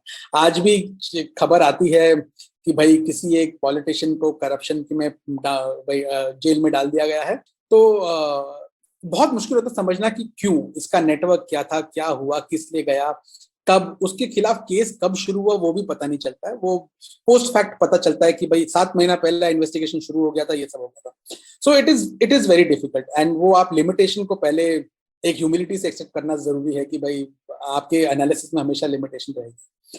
दूसरी बात यह है कि जहां तक चाइनीज डॉक्यूमेंट्स पढ़ने का सवाल है, आई थिंक एक तरफ से एक फायदा of a system, of a media ecosystem या ऑफ एन ऑफिशियल इकोसिस्टम जो इतना कंट्रोल्ड है, उसका एक फायदा ये होता है कि भाई ऑफिशियल नैरेटिव के लिए आपके पास 500 जगह नहीं है, आपके पास कुछ स्पेसेस है, आप वहां पे जा सकते हैं एंड यू कैन सी। दूसरी चीज इसके साथ ये है कि भाई बिकॉज जैसे मैंने कहा कि भाई चाइनीज पार्टी को, कम्युनिस्ट पार्टी को इतने उसकी 100 मिलियन मेंबर्स है, 95 मिलियन मेंबर्स है, उसको उससे कम्युनिकेट करना है, तो चाहे वो कितना भी घुमा फिरा के बात करे, उसे बात करनी है। अगर उसे वो बात उनको समझानी है, चाहे वो कितना भी घुमाना फिराना चाहे, आखिर उसे कहीं ना कहीं वो बात सीधे तौर से बोलनी पड़ती है। तो आप वो देखते हैं कि भाई वो क्या बोल रहा है, कहाँ बोल रहा है, और उसने कितनी बार ये बात बोली है, और उसने उस बात पे कितना तवज्जो रखा है, क्या रखा है, आप उसको पढ़ने की कोशिश करते हैं। तीसरी बात कि भाई जब आप अलग अलग रिपोर्ट्स पढ़ते हैं एक सब्जेक्ट मैटर पे, जैसे अगर अभी उनका एक बहुत ही नया कैंपेन जैसे स्लोगन जैसे चल रहा है, कॉमन प्रॉस्पेरिटी, अगर आप उसके बारे में पढ़ना शुरू करते हैं तो आप धीरे धीरे उसके सब अलग अलग पहलू पढ़ते हैं अलग अलग अखबारों में, तो हर चीज से आपको कुछ ना कुछ मिलता है। उसके साथ आप देखते हैं, चलिए अब तो इसने ये बोल दिया कि मुझे कॉमन प्रॉस्पेरिटी लानी है, मुझे इनइक्वालिटी हटानी है, मुझे ये सब करना है, कर क्या रहा है, पैसा कहाँ जा रहा है, तो then you go and see where the money is going, actual नीति क्या बदली, कुछ बदला कि नहीं बदला। और फिर उसके कुछ साल बाद अगर आप किस्मत है, अगर कोई प्राइमरी डेटा गैदर कर पाए, कोई अगर चीन उतना खुला हुआ है कि आप रिसर्च कर पाए, तो देन आप वो कर सकते हैं, या आप किसी के उस काम पे रिलाई कर सकते हैं। कुछ हद तक चाइनीज स्कॉलर्स का काम होता है जो काफी अच्छा होता है, बट काफी हद तक आप वेस्टर्न स्कॉलर्स या इंडियन स्कॉलर्स जो अगर वहां जाते हैं, जो अभी तो अनफॉर्चुनेटली और बंद होता जा रहा है चाइना, तो ये करना, ये पार्ट करना और मुश्किल होता जा रहा है। But that is another way, जहां पे आप देखते हैं कि जो लीडर ने जो एक बहुत ही ब्रॉड स्लोगन दिया था, उसका दूसरे डिपार्टमेंट्स ने क्या समझ के उसको कैसे पॉलिसीज में डाला। तो ये जो सारा इंटरप्रिटेशन का प्रोसेस होता है कि लीडर का स्लोगन को इंटरप्रेट कैसे किया जाता है, ये सब चाइनीज मीडिया में होता है। जब शी जिनपिंग ने बोला कॉमन प्रॉस्पेरिटी, तो उसके बाद अखबार, अलग अलग अखबारों में different department heads, different ministers, different university के थिंकर्स, उन सब ने उसके ऊपर आर्टिकल्स लिखे। तो वो धीरे धीरे उस एब्स्ट्रैक्ट स्लोगन को इंटरप्रेट करते हैं, और फिर आप देखते हैं कि उन पे पॉलिसी क्या है, and whether their policy sort of matches, policy क्या उससे मैच करती है, मेल खाती है जो उस स्लोगन का। तो वो एक तरीका होता है। तो वो एक लॉन्ग प्रोसेस है जिसमें आप जितना आप टाइम लगे उतना समझ सकते हैं। जहां तक आपने कहा ये the business of dark arts की, भाई पॉलिटिकल सिस्टम को समझने के लिए, जैसे मैंने कहा पार्टली तो बहुत मुश्किल है, तो आपकी एक लिमिटेशन है जो आप समझेंगे। दूसरा है कि भाई आप हिस्ट्री समझे, क्योंकि हिस्टोरिकली अगर आप समझ सकते हैं कि किसका कहाँ नेटवर्क बैठ रहा है, तो आपको एक एडवांटेज मिलता है। तीसरा है कि आप रीड करें, आप जितना चाइनीज पॉलिटिकल स्टोरीज रीड कर सके, बहुत ही बोरिंग होती है, पर जितनी आप रीड कर सके, एक उसमें एक कैडेंस बनने लगता है कि भाई लैंग्वेज का यूज कैसे हुआ, क्या फ्रेज यूज किया, क्या नहीं यूज किया, उसके बेसिस पे। और काफी बार तो क्या होता है कि आप ये भी देखते हैं कि भाई कोई मीटिंग हुई, उस मीटिंग में किन किन ने अटेंड किया, क्योंकि वो चाइनीज लैंग्वेज रिपोर्ट में नीचे लिखा आता है कि जैसे ये भाई शी जिनपिंग ने इस जगह पे ये भाषण दिया। अभी तो सब भाषण वो बीजिंग से ही दे रहे हैं, पर उस भाषण के दौरान इस मीटिंग में ये 5 लोग बैठे। After certain point of time आप रियलाइज करते हैं कि भाई फॉरेन पॉलिसी की मीटिंग्स होती है तो आप फॉरेन मिनिस्टर या और जो फॉरेन अफेयर्स कमीशन के हेड है उसके अलावा भी ये 2-3 लोग बैठ रहे हैं। तो इनकी लोकेशन क्या है, तो आप उसमें से नेटवर्क बनाना शुरू करते हैं। और जैसा मैंने कहा, आप कैडेंस, टोन, टेनर समझने की कोशिश करते हैं कि क्या हो रहा है। वंस एक बार आप कंसिस्टेंसी और इनकंसिस्टेंसी एस्टैब्लिश करें, फिर आप देखेंगे कि भाई इसमें से कुछ इंटरप्रिटेशन निकलता है कि नहीं निकलता है। अगर कुछ निकल रहा है तो बहुत बढ़िया, अगर कुछ नहीं निकल रहा तो पता नहीं। पर काफी बार ऐसे होता है कि आपको ये सब जोड़ के डॉट्स जोड़ के सोचना पड़ता है कि क्या हो रहा है। जैसे पिछले इस साल के शुरुआत में, जब मिडिल ऑफ द ईयर में 2021 में जब उन्होंने टेक्नोलॉजी कंपनियों पे हल्ला बोल दिया था शी जिनपिंग ने, तब बहुत कंफ्यूजन था। जब मैं भी जब पढ़ रहा था, मुझे याद है जब हमारे नितिन से बात हुई थी और नितिन ने मुझसे पूछा था कि ये हो क्या रहा है, और मेरा पहला जवाब था समझ में नहीं आ रहा है क्यों कर रहा है ये, कौन अपने पैर पे इस तरह कुल्हाड़ी मारना चाहेगा। जैसे ही कुछ हफ्ते बीते और आपने देखा कि भाई वो सब कर, एक तरफ आप ये कर रहे हो, दूसरी तरफ आप वॉल स्ट्रीट के जो बैंक्स है उनको बुला के उनको बहुत दिलासा दे रहे हो कि नहीं नहीं ऐसा नहीं है, हम बदल नहीं रहे हैं। तो आप ये क्यों कर रहे हो? तो एक तरफ से शायद ब्यूरोक्रेटिक इंटरेस्ट है, एक तरफ से शायद पॉलिटिकल इंटरेस्ट है, क्योंकि 6 प्लेनम आने वाला था। आप चाहते थे कि आप अपनी जो पार्टी की फार लेफ्ट है उनको खुश रखे। एक तरफ था कि शायद जेन्युइनली एक पॉलिसी शिफ्ट हो रहा है। पर क्या है कि जो लीडर ने कहा, उसने कहा हाँ हमें वेलफेयर की तरफ जाना है, पर जिन्होंने इम्प्लीमेंट किया उन्होंने एक्सेसिवली किया for many reasons, for genuine policy reason हो, आपसी झगड़े हो, बहुत सारी बातें हो सकती है। तो देन आप अगर उसको पीस करके देखें तो शायद आपको कुछ एक पिक्चर समझ में आता है कि अच्छा अलग अलग चीजें हो रही है। ब्रॉडर पिक्चर शायद ये बन रहा है, लेकिन अगर आप तोड़ के देखें तो आपको बिट्स एंड पीसेस में समझ में आए। तो वो एक प्रोसेस होता है जो टाइम कंज्यूमिंग होता है, but I mean fortunately unfortunately कर करके अब मुझे मजा आता है वो करने में। तो तो इसीलिए करने में इतनी मेहनत नहीं लगती है कि भाई एक तरफ से वो एक पजल है जिसको आप सुलझाना चाहते हैं बार बार। आप बहुत बार, मोर ऑफन देन नॉट, आप अनसक्सेसफुल रहेंगे।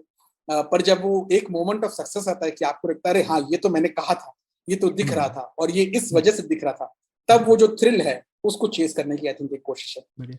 एक छोटा सा इससे फॉलो अप मेरे को ये था कि सोवियत यूनियन में काफी डिफेक्टर निकलते थे अक्सर, राइट? तो उसकी वजह से कई बार होता था कि ऐसे अंदर की बातें आप बाहर से खूब अटकलें लगाते रहते हैं काफी सालों तक, और फिर एक कोई सीनियर ऑफिशियल बोलेगा भैया मैंने पासा पलट लिया, और फिर आप उनसे आप पता कर सकते थे कि यार अब असली बता अंदर क्या चल रहा था।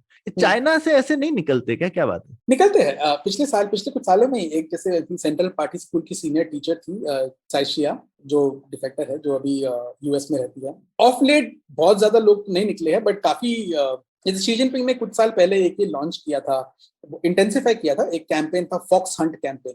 अच्छा। वो उनका जो एंटी करप्शन कैंपेन था उसके 3 पहलू थे। एक था टाइगर्स जो बड़े पार्टी के नेता है, एक था फ्लाइज जो छोटे लीडर्स है, और एक था फॉक्सेस जो बाहर भाग गए हैं। उन्होंने फिर इंटरपोल और ये सारी एजेंसीज को यूज करके वो फॉक्स हंट कैंपेन से लोगों को पकड़वाया था। होते हैं जो लोग बाहर भाग गए हैं, पैसा बाहर करके बाहर भाग गए हैं, या जो डिफेक्ट कर गए हैं। यूजुअली जो पार्टी के जो लोग, जो सीनियर लोग डिफेक्ट कर जाते हैं, वो पैसा लेके भी डिफेक्ट कर जाते हैं। पर इस पे धीरे धीरे करके शी जिनपिंग के 9 सालों में काफी अंकुश लग गया है। क्योंकि अगर आपको याद होगा 2012 में जो बो शिलाई को पनिशमेंट मिली थी, बो शिलाई शी जिनपिंग के एडवर्सरी थे एक तरफ से, उनको जब जेल में डाला गया था 2012 में, उनके खिलाफ केस चला के, और आई थिंक 2013 में उनका केस खत्म हुआ था, पर 2012 में उनको निकाला गया था। उससे पहले जो बहुत बड़ा स्कैंडल हुआ था, क्योंकि बो शिलाई चोंगचिंग के हेड थे, चोंगचिंग शहर के, और उनके शहर के जो पुलिस चीफ थे वो डिफेक्ट करके यूएस एम्बेसी भाग गए थे, और वो बहुत बड़ा स्कैंडल हुआ था तभी। और उनकी वाइफ का, एक वेस्टर्न आदमी के मर्डर का बहुत लंबा कहानी, बहुत लंबी कहानी है। सो इट जस्ट टू से कि भाई हाँ, ऐसा नहीं है कि डिफेक्शन होती है, खबरें मिलती है, पर अंडर शी जिनपिंग धीरे धीरे कम होने लगा है, क्योंकि उन्होंने कमर कसने लगे लोगों की। और उन्होंने जो बाहर भी भागे हैं, एक बार आप जो बाहर भागे उनको दिखा भी सकते हैं कि भाई अगर तुम ज्यादा बोलोगे तो तुम्हें वापस ही आना पड़ेगा वैसे भी, और ऊपर से तुम्हारे कुछ परिवार वाले यहाँ पे होंगे भी। एक तरफ से एक सॉर्ट ऑफ माफिया अप्रोच भी होता है, इन्फॉर्मेशन निकलना और मुश्किल रहता है। बट जैसे अभी एक किताब, हाल ही में किताब पब्लिश हुई है रेड रूले, डेसमंड शम की, जिनकी पत्नी जो है विपी द्वान वो बीजिंग में है, believe to be under house arrest at least, but उनकी जो किताब पब्लिश हुई, मैं चाहूंगा कि लोग एक्चुअली जाके वो किताब पढ़े, वो बहुत ही एंटरटेनिंग रीड है। उसमें उन्होंने ये जो एलिट लेवल करप्शन और पॉलिटिक्स की बात कही है, उन्होंने वो शी जिनपिंग को भी जानते थे और वांग चिशान को भी जानते थे, और वो क्या किस तरह से ये नेटवर्क चलता है वो उन्होंने पूरा डिटेल किया हुआ है उसमें। So it's a good read, but it tells you why more people talk less. ठीक, तो ये हमारे पास ऐसे सोर्सेज भी आ जाते हैं, तो ये तो बहुत ही बढ़िया। हाँ बड़े तो हाँ मनोज, बहुत मजा आया, और आपने जैसा वर्णन किया ऐसे लग रहा है ये तो एसीपी प्रद्युमन या क्राइम पेट्रोल लेवल का काम है, मतलब एनालाइज करना। तो हम आपके वो पिन बोर्ड का इंतजार करेंगे, पर लेकिन मैं ये जरूर कहूंगा कि हमारे प्रतिद्वंदी को समझना बहुत जरूरी है अगर हम लोगों को कुछ भी करना। और चाइना के बारे में तो हम कितना कम जानते हैं, और एक अच्छी बात यही हुई है कि मनोज ने किताब लिखी है, और ऐसे बहुत अब भारत के नजरिए से हम चीन को देखने की कोशिश कर रहे हैं। इसके पहले तो हम जो अमेरिका बोल रहा था उसी नजरिए से देख रहे थे, तो उसी एक सिलसिले की शुरुआत हो चुकी है। और आप मनोज की किताब जरूर पढ़िए, आप सब लोग। छोटी सी किताब है, बहुत ही इंटरेस्टिंग किताब है, आप एकदम बोर नहीं होंगे। चाइनीज लैंग्वेज और चाइनीज न्यूज़पेपर बोरिंग है, लेकिन किताब बहुत ही दिलचस्प है, तो आप जरूर पढ़िए और बताइए आपको कैसा लगा। तो मनोज, बहुत बहुत शुक्रिया। बहुत बहुत शुक्रिया प्रणय। और मैं अपने श्रोताओं को बोलूंगा, इनका आई ऑन चाइना जो न्यूज़लेटर है, मतलब बड़े बड़े दिग्गज हिंदुस्तान और विदेशों के बहुत सारे डिप्लोमेट्स पढ़ते हैं और बहुत तारीफ करते हैं। तो जिनको भी चाइना में इंटरेस्ट है तो वो जरूर, डेली न्यूज़लेटर है, राइट, वीकली न्यूज़लेटर आपका जो है, मतलब जरूर मेरे ख्याल से श्रोताओं को पढ़ना चाहिए। तो जिनको भी चाइना में कुछ थोड़ा सा भी इंटरेस्ट है, ये एक तरीका है नजर रखने का चाइना पे। नहीं, बात ये सौरभ, अब चाइना में इंटरेस्ट रखने का ऑप्शन नहीं है। हाँ, ये वो बात है। अब जैसे एक बहुत अच्छा आर्टिकल आया था कुछ टाइम पहले, वी आर ऑल साइनोलॉजिस्ट्स नाउ, मतलब अच्छा। आपके पास कोई चांस नहीं है, आपको पढ़ना है, क्योंकि जिस तरीके से आप अमेरिका को जानते हैं, अंदर बाहर सबसे जानते हैं, शायद चीन को भी बेहतर समझने की जरूरी है, और कोई चारा है नहीं। तो इसी नोट पे खत्म करते हैं पुलियाबाजी। शुक्रिया मनोज। शुक्रिया। उम्मीद है आपको भी मजा आया। यह पॉडकास्ट संभव हो पाया है तक्षशिला इंस्टीट्यूशन के सपोर्ट के कारण। तक्षशिला पब्लिक पॉलिसी में शिक्षा और अनुसंधान के लिए स्थापित एक स्वतंत्र संस्था है। आप दुनिया के किसी भी कोने में हो, आपकी उम्र कुछ भी हो, अगर आप पब्लिक पॉलिसी, विदेश नीति या टेक्नोलॉजी गवर्नेंस में रुचि रखते हैं तो तक्षशिला की वेबसाइट takshashila.org.in पर उनके कोर्सेज को जरूर चेक कीजिए। और अगर आप पुलियाबाजी में शामिल होना चाहते हैं तो हमसे कनेक्ट कीजिए puliyabazi@gmail.com पर या फिर @puliyabazi ट्विटर पर। शुक्रिया। Hey everybody, it's been another great week on the IVM Podcast Network. On Advertising is Dead, Varun talks to Yan Liu and Shikhar Chaudhary about the halo effect around the IPL on Star Sports and its impact in the overall content industry. Speaking of Varun, on Think Fast with Varun and Suchita, we meet Sajid Pai, director of Bloom Ventures, who gives us an overview of venture capital and funding in 2021.